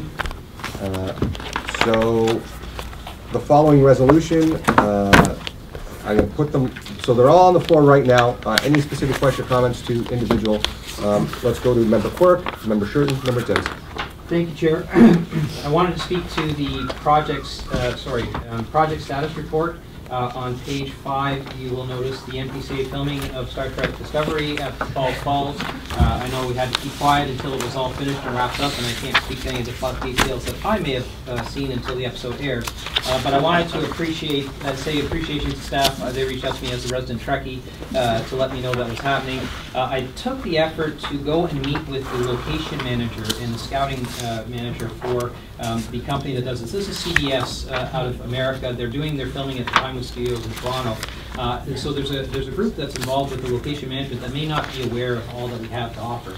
And the amount of money that we get for the filming that was done there was significant in terms of what was provided to us as a location. So I had a chance to meet with the location managers and indicated to them that the Conservation Authority has other facilities that are available for filming, as well as there's other locations within Niagara that can be used. So we've made arrangements as a follow-up meeting. Once they're back in the studios, they're not doing site work, they're actually in the studios, that we've invited the location managers to come down and do a tour of some of the facilities all the way from Binbrook all the way down to Fort Erie and show them some of the sites and locations, because while it may not be out of this world, there are some locations that this group's locations for other productions that are being done in Toronto. So I wanted to say thank you to staff, especially, Adam's not here, but thank you to Adam for, he was the liaison with it. When I talked to the location guys, they said they couldn't have had a smoother, more hassle-free operation for the production of the thing. Now they did say they're blowing up the church. I checked to make sure they didn't actually blow up the church, but they did some neat special effects. And I really appreciated the opportunity to meet Jonathan Frakes, who, for those who know, played Commander Riker, and he was directing the episode in question. So he was kind enough to say hi and had nothing but nice things to say about the staff and the work with them. So appreciate it. So Member Court, I know it was killing you that you couldn't talk about it, but we appreciate you keeping it under your hat, and certainly you're absolutely right. Our properties are exceptional, and if we can expand our revenue generation potential through the film industry, I certainly think that that's a worthwhile endeavor. Member Shurton? Yeah, I just wanted to speak on a corporate resources 5.5 project status report. Yep. It's my understanding, I know that Tree Trek top revenue generator for Binbrook is ongoing for a while. Like the last meeting I mentioned, I thought it was already approved, but my understanding is there was a bit of a zoning issue, hiccup, but I guess it's been clarified and it's now moving forward. So that's good to hear, and look forward to that project when it's completed. Okay. Great. Member Timms? Thank you, Mr. Chairman. I assume this comes under this section, but the progress on the Grimsby floodplain mapping, there's been an excellent piece put out that covers the invitation to the public for the floodplain for the meetings. But there's been great concern expressed in the media and to me about the contents on the back of it. And Member Quirk is our representative for Grimsby. And I heard on the radio comments from our CAO that he hadn't really seen this piece. So my concern is that the piece, the back piece, speaks a lot to what Member Quirk has done for the Conservation Authority in his term here, and I think that it goes beyond what's appropriate. Member Quirk, I sent you an email on that this morning. It's certainly appropriate to have the local member identified and requests for contact and position of the local member as a representative for the community. But the way this piece was put together and without the approval of the CAO causes me concern, and it doesn't help the reputation of the Conservation Authority that it appears to be a very promotional piece for the member funded by the Conservation Authority. When in fact it doesn't even give Member Quirk's phone number or contact. So my concern is that it went out without the approval of the CAO, and that it raises an issue again about the Conservation Authority very unnecessarily. The back panel could have been much better used, at least half of it, in explaining the process of floodplain mapping. And I know I'm going to receive and have received many concerns about that from my constituency. So I'd ask Mr. Chairman to address that issue and how this goes out without comment or from the CAO. Okay. Well, I'll certainly take your comments forward, and upon the return of our CAO, I'll certainly liaison with our CAO, and we'll see if we can get some of the answers for you. I know Member Quirk sits at the table, and at the risk of making him feel like he's invisible, I don't want to get into a heated debate, but if Member Quirk has some comments that he'd like to make, I'm more than happy to entertain those specific to the questions or concerns that Member Tim has raised forward. I appreciate the concerns that are made, and I'm actually a little disappointed with our CAO making the statements he made, which were actually factually inaccurate. I actually did not design, build, or direct the staff to issue this thing. The only comment that came forward was they were going to do some flyers out, and I said the back half could be something that was Grimsby specific. And I appreciate the staff putting my, this is the bio that is on the website. If you remember a couple months ago, the staff, when they were updating the website, asked us for updated bios. I had provided an updated bio to be put on the website, so this is right off the website. The only thing that they did do, and I asked, and I'll be the first to admit it, I'm not happy with the picture that's on the website of it. It looks like a mugshot, and it's being used by other sources. So I did provide them with a high-resolution copy of my regional picture, which I think I'm smiling in, and I look more professional. So, well, yeah, maybe a little bit younger. But at the end of the day, this was the only input I had as a request of the communication staff. So I recognize I did suggest that maybe we talk about the Beamer Falls platform and the Hawk Watch and the other things that were going on there. I'll leave the CAO and staff to let it go out. It was definitely a staff-driven initiative, which I certainly appreciate. It's purely self-serving. It was definitely to my benefit, but I had no involvement in the direction, printing, or distribution of the flyer. Okay, well, I appreciate those comments, and I'm going to limit the discussion on that right now. To Member Timms' point, I will be discussing some of those concerns with our CAO upon his return. So, thank you, Mr. Chairman. Okay. Member McPherson. Thank you, Mr. Chair. And it's just with regards to report number 42-18 and the results of some of the wedding facility rentals. And my question to staff is, have we engaged with the Economic Development Department down at the town of Lincoln? There might be some nice synergies there with requests that are coming into our office down there for this type of thing to promote what's going on at Balls Falls. Yep. So we do have a economic development officer. It's been in place for a year now. So if staff could I could give you his contact information, and I think there might be some nice synergies that we could realize. Okay. So we'll take that as staff direction, and hopefully staff has captured those comments. Excellent suggestions, Member McPherson. Any other questions or comments to the items that have been moved in block? Seeing none, that the following items be received for information: Niagara Region Tree and Forest Conservation Bylaw, Key 1 Status Reporting and Confidential Appendix 1 to Report Number 3918, Watershed Management Status Report, Key 1 Report, Report Number 40-1818, Q1 2018 Status Report, Office of the Chief Administrative Officer, Report Number 41-18, Corporate Resources, Q1 2018 Project Status Report, Report Number 42-18, and the Financial and Reserve Report, month ending April 2008, Report Number 43-18. Member Quirk? Sorry, Chair, it just you reminded me, the confidential report from our tree bylaw, it's confidential because it has individuals' addresses and names and where it is there, but I think it's actually an incredibly good report in terms of what our involvement is with respect to the tree bylaw at the regional level, and the work that Dan does on behalf of the region in his capacity as the thing. I'm wondering, if you take this as staff direction, if it's possible to provide a version of that report which clearly identifies how complaints are made, how complaints are dealt with, the follow-up actions that are taken sometimes when it isn't our thing, and certainly some of Dan's comments about how it does and doesn't apply to tree law, because I think personally it's an education piece for those who see things being cut down with an approval issued by the N.P.C.A. They don't actually recognize what is involved, and it's under the regional bylaw. So if staff could take the direction to find a way to make that document public, that would be helpful as part of this. So to your point, I know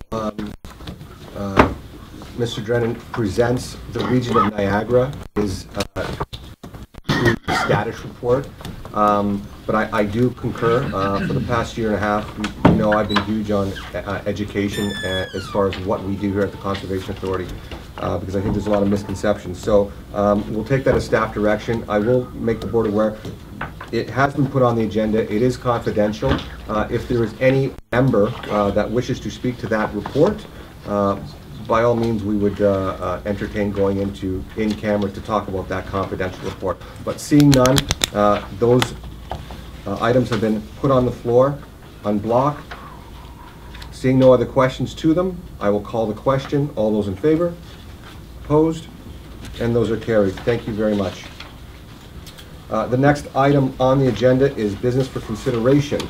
Report number 6.2.1, Land Use Agreement with Fort Erie Conservation Club Incorporated.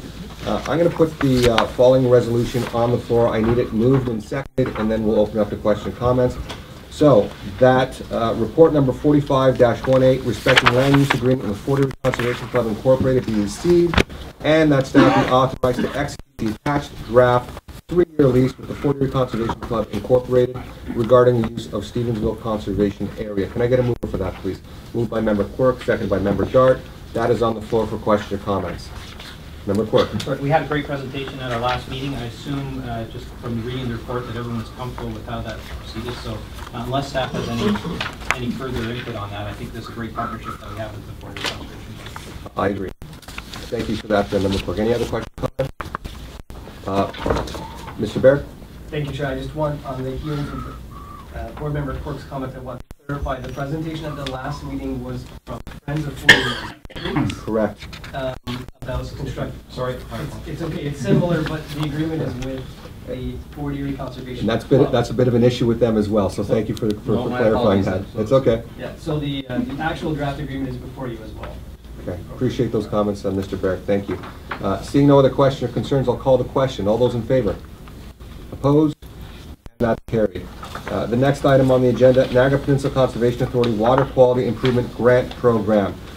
So again, I'm going to read the resolution. I'm going to need a mover and a seconder, and then we'll open it up to questions and comments. That report number 4618, respecting the Niagara Peninsula Conservation Authority Water Quality Improvement Grant Program report be received.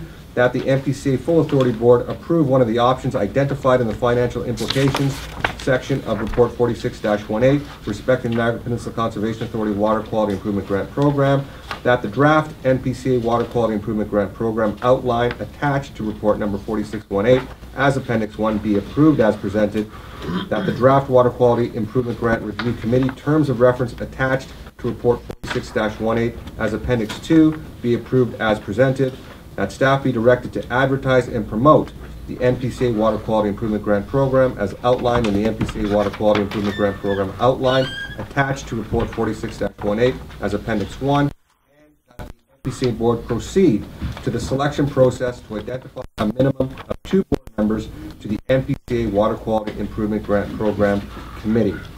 I need a mover for that, please. Put it on the floor.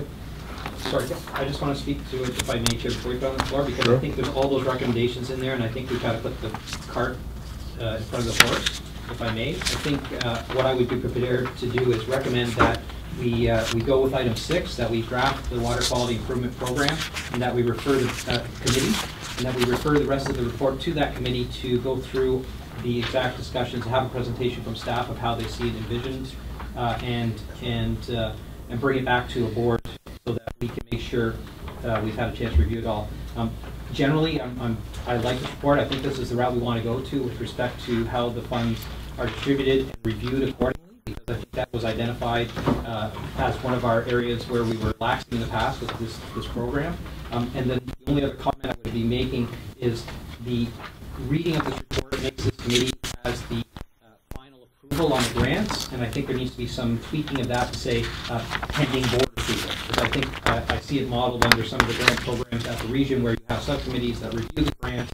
It's done by board members to review after staff recommends or not recommends, and then it's finally approved when it's brought to the board of the whole thing. So I see it as a two-step process, so I'd make that recommendation. So first thing I want to do is the board has received the following resolution as is. So I'm going to need a mover and a seconder to put that on the floor. At that time, members of clerk, I will entertain any changes, additions, omissions to the resolution that's been put on the floor. So can I get a mover for this one, please? Moved by member Casperson, second by member Pearson. That is on the floor currently. I'll go back to you, member clerk. Thank you, Chair. I would move that recommendations 1 through 5 be deferred pending the implementation of 6 and report back and referred back to that committee. Okay, so I have a deferral motion on the floor respecting items 1 through 5. We will deal with item 6 separately. All those in favor of the deferral of 1 through 5? Opposed? And those items are deferred. I will put 6 on the floor presently. Any amendments to 6, member clerk? I thought I heard you mention that you were going to. We just want to make sure that the actual terms of reference also go back to the committee as part of this, which we've actually deferred, but they'll all be referred to this committee once it's struck. So David's just pointed out that we actually didn't approve the terms of reference, but we do actually have to appoint a minimum of 5 members to that committee to review the terms of reference as well. So I think that would be the appropriate course of action now. Make the selection of the 5 members. If we approve number 6, we would then also adopt the terms of reference with 5 members and then go to that process right now. Okay, so would you like to make that then? Yeah, so I would say that we would call the vote on number 6, and then by do so, we would then adopt the terms of reference and review the back to the committee. Okay, item number 6 is on the floor for question or comments. Any board members with question or comments before I call the question? Seeing none, all those in favor? Opposed? And number 6 is adopted. Okay. What are the timelines? I'm going back to you, member clerk. So, and now that we've deferred 1 through 5 until we pass number 6, which we've done, right. I'm now recommending that we would go ahead with the terms of reference of item 4, and then refer the rest of it, including the terms of reference, for review to the committee. So I'm getting bogged down in some procedural things. Yeah, we are. The way it's worked is we're trying to strike the committee and let the committee review the program, talk to staff, review the terms of reference, and that's the intent of what I'm trying to do through the procedural process here. Okay, so right now you want to lift 4, which has just been deferred. Yes. Okay. Well, so it was deferred until we passed 6. So now that we've agreed to pass 6 and proceed with the selection process. So then I would ask that the minutes reflect that the deferral was pending the approval of item 6. Now that item 6 has been approved, we can go back to items 1 through 5. Member Quirk has lifted item 4 and moved by Member Quirk, seconded by Member Shurton. Item 4 now is on the floor for questions or comments. Member Timms. So item 4 then is we're referring these questions to the, under the terms of reference, the committee of 5 members consisting of the board chair, the board vice chair, and 3 NPCA board members. Correct. As we have to select 3 board members. Yep. Sorry, Chair, go ahead. if I may, just so I know the intention. My intention is for us to approve the terms of reference so that we can then appoint the 5 members and then refer the other items to it. But I do want to speak to the terms of reference just slightly too. So the motion is to approve the terms of reference, which are the last 2 pages of the report. Okay, so the membership under those terms of reference is, as I just mentioned, plus the committee will have 3 non-voting members, manager of restoration, 1 water quality specialist, and 1 ecology biology staff, and 1 restoration grants program board member. So those are the 3 non-voting members, so that's 3 staff members for that committee. For all intents and purposes, yes. Thank you, Mr. Chairman. Okay, Member Timms, good. Okay, back to Member Quirk. So if I may, my amendment to this terms of reference was just the part where it says the approval, the water review committee reviews, evaluates applications for meet the criteria. There should be something in here that says and recommends them to the NPCA full authority for the approval. So I think that just needs to be clarified in there. It can be taken as staff direction to do that, or we approve and then refer the terms of reference to comment back to the staff. Yeah. So anytime we're dealing with terms of reference, I would like clear, concise language within the approving motion that this board is approving. So if you would like to make that recommendation, Member Quirk, we'll put that on the floor. So I'm just going to say, the purpose and scope reads currently, the Water Quality Grant Review Committee reviews evaluated applications for water quality improvement projects and recommends to the full authority for approval water quality improvement grants to recipients who meet the program criteria. Okay. Is that, I think that's just... I understand it. Captain Debbie? I'm going to look for a seconder to that amendment. Yep. Okay. Seconded by Member Beatty. So that amendment is on the floor for questions or comments. Does anyone need it read back, or does everyone understand the gist of and the intent of Member Quirk's amendment? Seeing none, I'll call the question on the amendment. All those in favor? Opposed? And that's carried. Which brings us back to item 4 as amended. Any questions or comments to number 4 as amended? Member Quirk? So I just want to say, I'm moving that we approve them, but also refer them back to committee for comment, so that they can talk to the staffing requirements, they can have a presentation from staff on how they envision this program moving forward, and so that they will know what their obligations are within the time frame to answer and review those applications. Okay. Staff has captured the intent of Member Quirk's amendments. Thank you. I'll call the question. All those in favor? Opposed? And that's carried. A little confusing. I appreciate the cooperation of the board. Okay, on to item 6.2.3. Chair? Yes. I'll still have to appoint that committee. Oh, do you want, are we doing that right now? Well, we've just referred something to a committee that doesn't exist. So as of approving number 6, we did actually have to select a committee. Okay, thank you for that, Member Quirk. So, I'm going to look to staff to see how we go about. Is it, I mean, member appointment? What's our general protocol when we strike committees? So now that you've approved the terms, albeit it's being referred to committee, the chair, yourself, and the vice chair are on it. So you need a minimum of 3 more.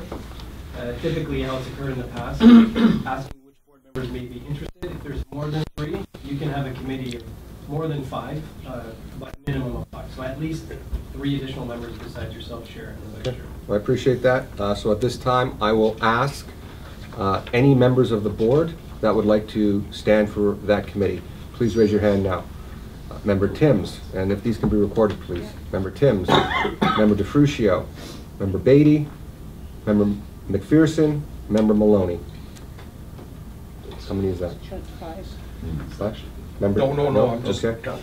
Yeah. That's just how That's So currently, right now, we have 5 plus chair and vice chair. Do we need to amend the terms of reference then to expand that, or?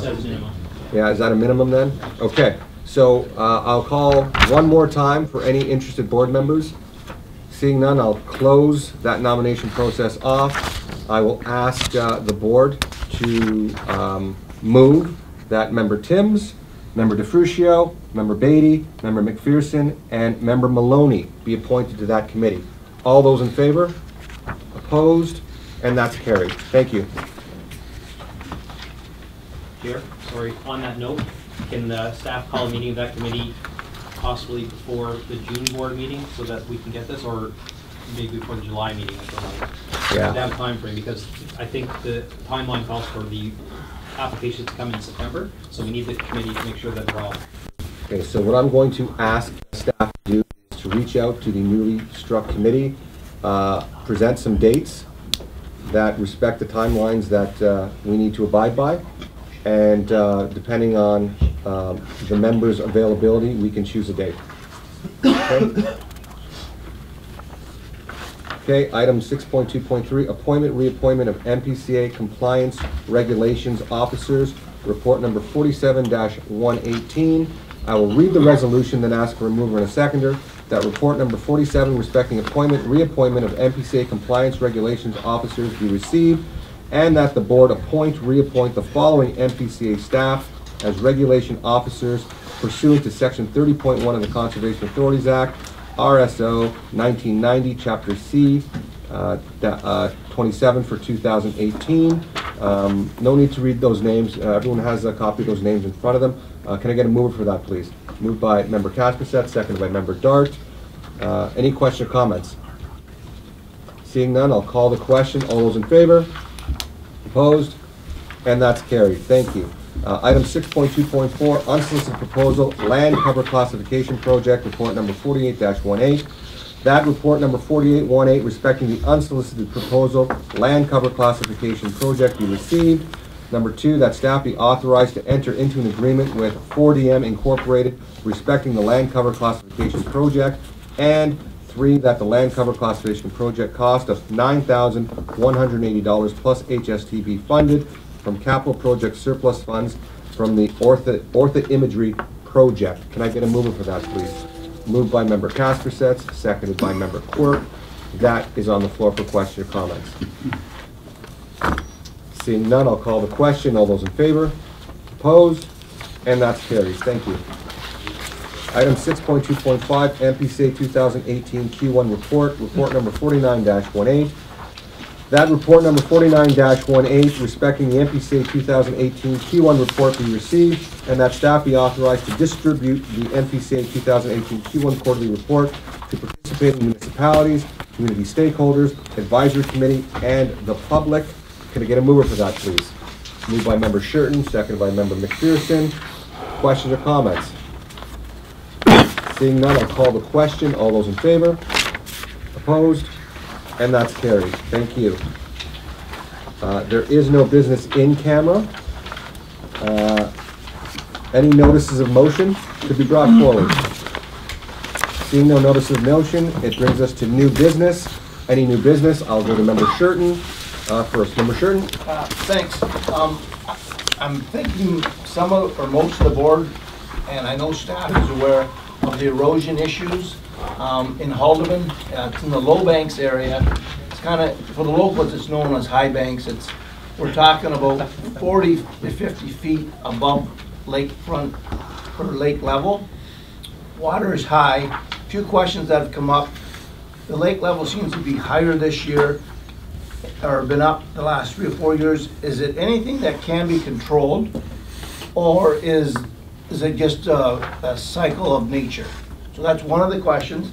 But what I wanted to address here is that there's a delegation of land owners in that area. I guess they had basically a meeting on Friday night, and they're coming to Haldeman County Council this coming Tuesday,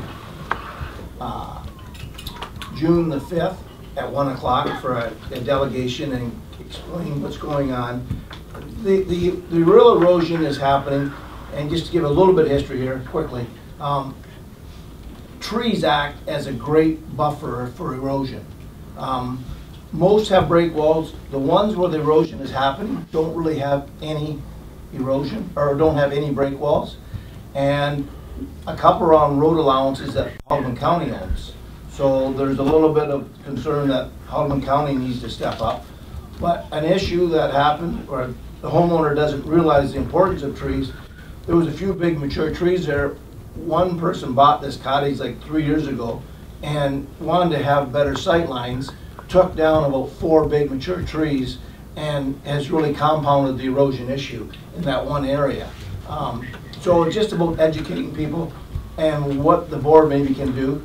So if any board members are available on Tuesday, it might be good to hear.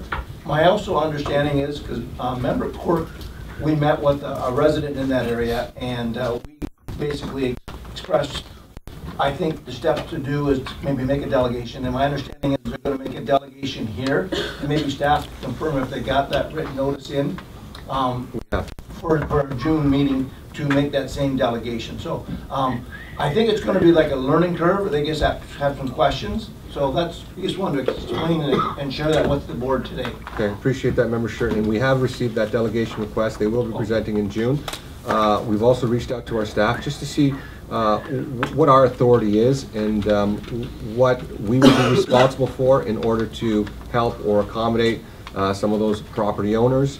But again, we'll have a more fulsome discussion on that issue once that delegation comes forward. So thank you for bringing that forward. I know I've seen some of the pictures, and it's heartbreaking if you're a landowner and watching part of your property fall into the lake. So, okay. Yeah. And my only question for staff is, or my request is, if there is some correspondence that goes out to maybe some of those members that I could be maybe included or CC'd on those responses, that would be great. You will absolutely be CC'd on those responses as the representative member. Sure. Yes. Okay. New business. Member Kasperseth. I'm just going to read this. Last year I received a Freedom of Information request that was delivered to me regarding the relationship that we have with the Niagara Restoration Council and the type of work they have been doing in the Niagara region. I would like to direct staff to conduct an interview with the Niagara Restoration Council to provide us some details of their process that has been involved with the N.P.C.A. It has come to my attention that the N.P.C.A. has been linked to several Trillium applications submitted by the Niagara Restoration Council, totaling over $450,000 for the past 3 years. This amount included funds from the N.P.C.A. I would like to direct staff to make inquiry with the Niagara Restoration Council and request the following. On Trillium funding applications that involve the N.P.C.A. either as a funding agent or as an in-kind contributor, a list of projects and financial expenses of those projects for review. And I would also like to know how the NRC selects various projects for restoration work and what mechanisms they have in place to prevent a conflict of interest in conducting restoration works on private lands. I would also like to add that I appreciate the type of work the NRC has done in the past, but would appreciate more transparency and accountability when public funds are used for various projects. Okay, so I'm going to suggest that be staff direction, but because we're engaging staff to actually perform a function and get information back to the board, I'm going to suggest maybe the more appropriate mechanism would be a notice of motion, Member Kasperseth, and if you want to put that forward as a notice of motion, your language is in front of you right now. I will accept that as a notice of motion, and that will come before the June board meeting as a motion to be voted on by this board, if that's appropriate. It is, thank you. Okay. Any other new business items? I'm going to go to you last, Mickey, because I know I'm going to go to Member Dart. Sure. Yep. So I'd like to begin with the presentation we had, kind of hit home with it. So you and I've talked to Harmony Group and a number of other groups in Niagara Lake, and I'd like to put at some point the appropriate proposal together. So what do you need to go to FCM? So just for the benefit of the board, I touched a little bit on it in my chair's comments. The Harmony Group is a great partner of the NPCA, and I think the board will recall that they presented on a couple of occasions in the past 3 or 4 years. They've been working very, very diligently to acquire D&D lands in Niagara-on-the-Lake that are presently owned by Parks Canada. It's 7 years now that they've been at this, and they needed a lead agency or a champion to move the agenda a little bit further. I've met with the Harmony Group, Niagara-on-the-Lake. Lord Mayor Dart has met with the Harmony Group.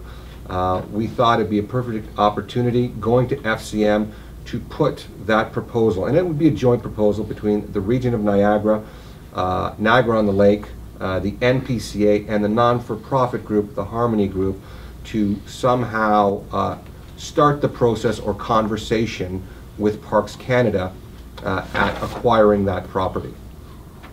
Premature right now to specifically make that recommendation now until we actually start engaging our partners at Parks Canada. What Member Dart and I have discussed is a mandate from this board to present that dossier, that proposal from the Harmony Group, from the region, from the Niagara-on-the-Lake representatives and the N.P.C.A. to Parks Canada to start those conversations.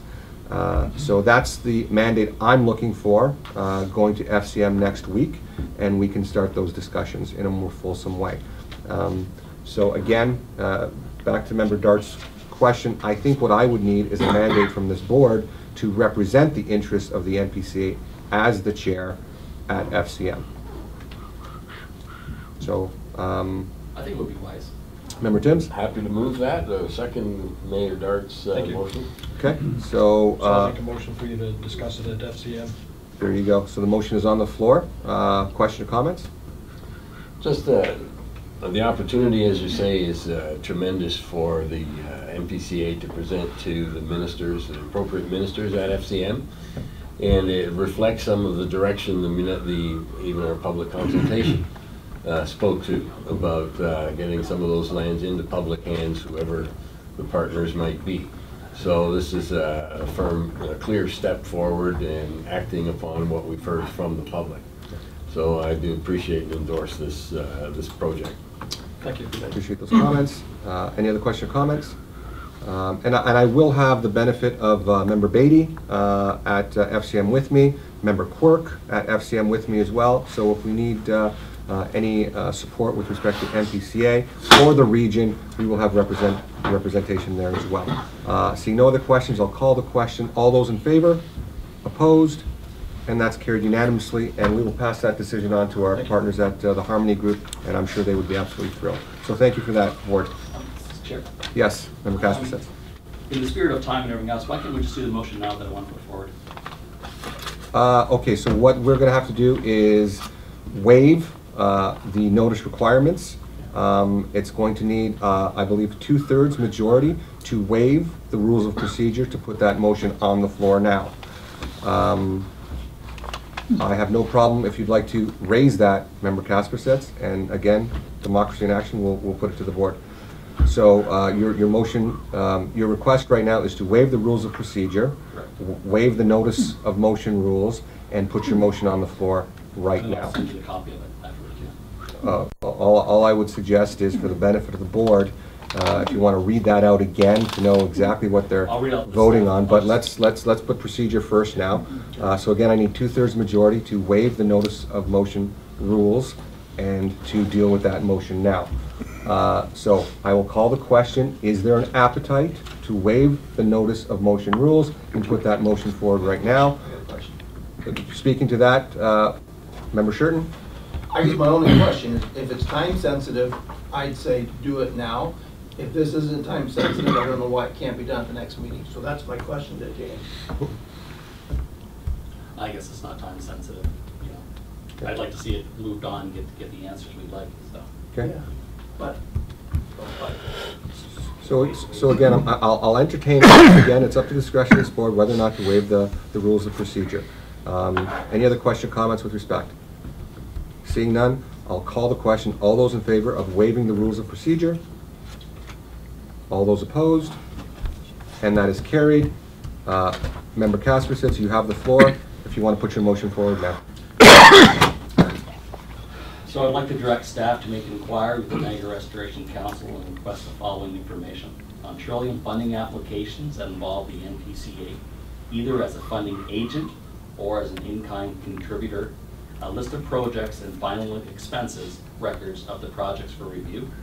I would also like to know if the NRC selects various projects for restoration work and what mechanisms they have in place to prevent a conflict of interest in conducting restoration work on private lands.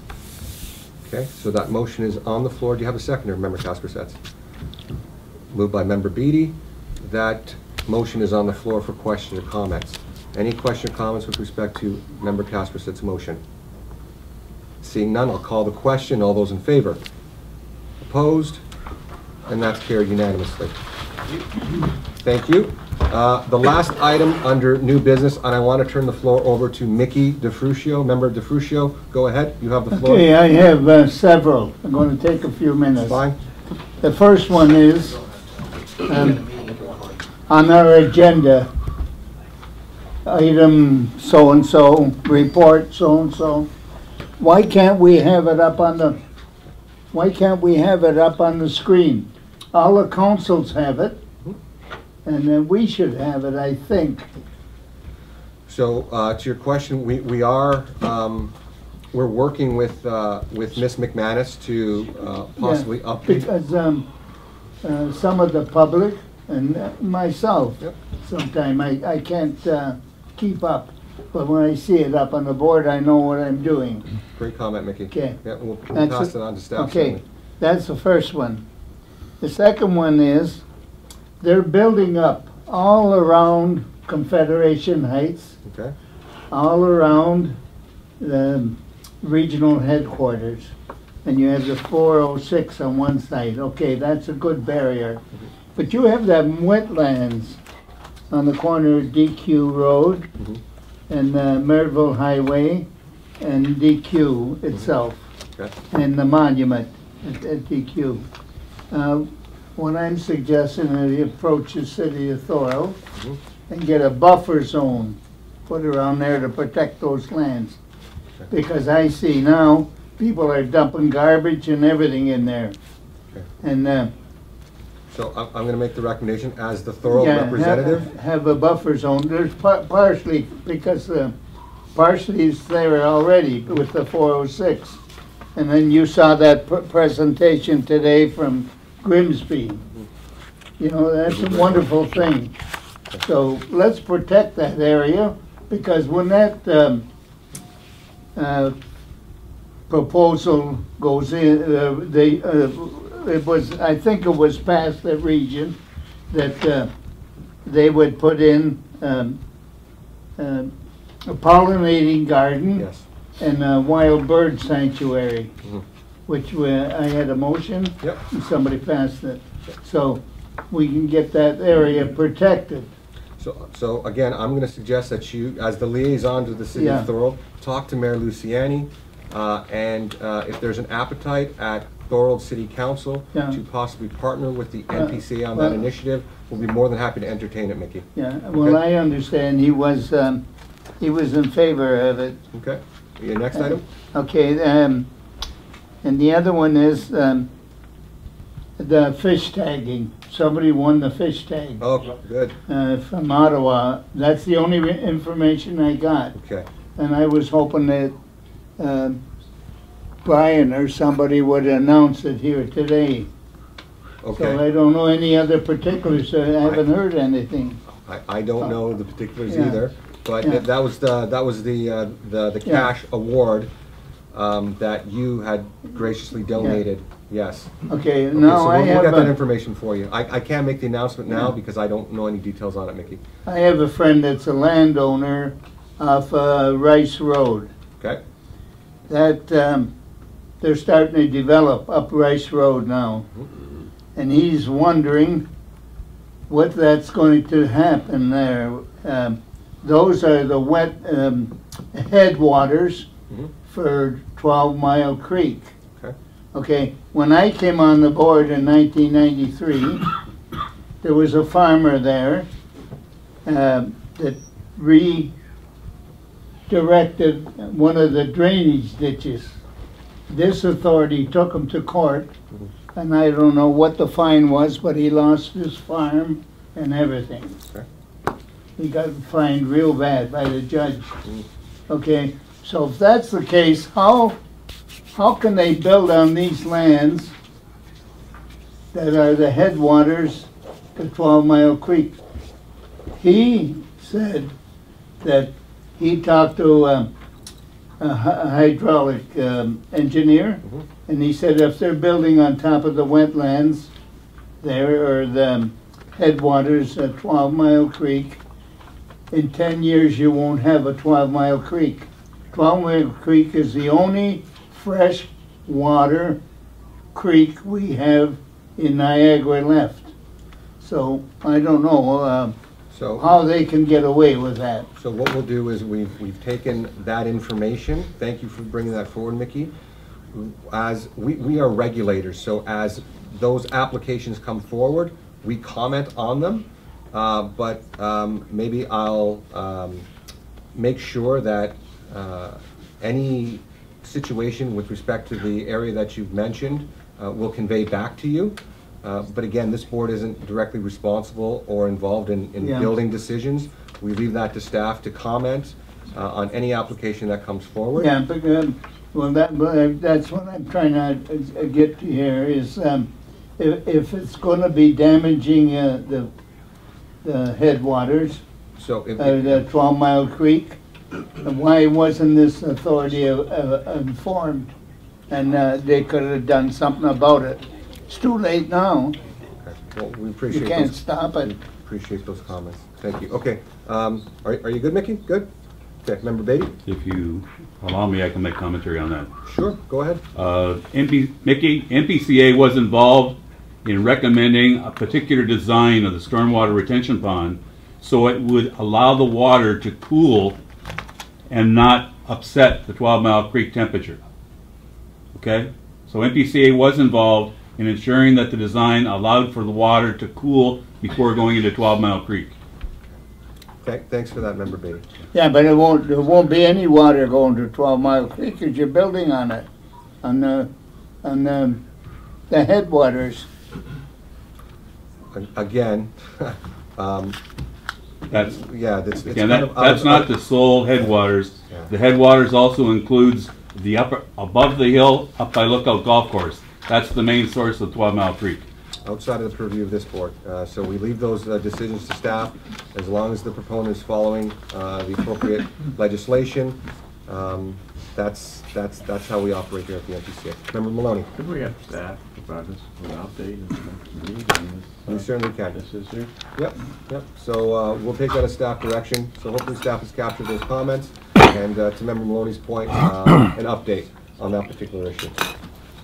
Okay, any other new business? Seeing none, I'll need a mover for adjournment. Moved by Member Dart, seconded by Member McPherson. All those in favor? We are adjourned. Thank you very much for your indulgence and your cooperation in such close quarters. Thank you, board.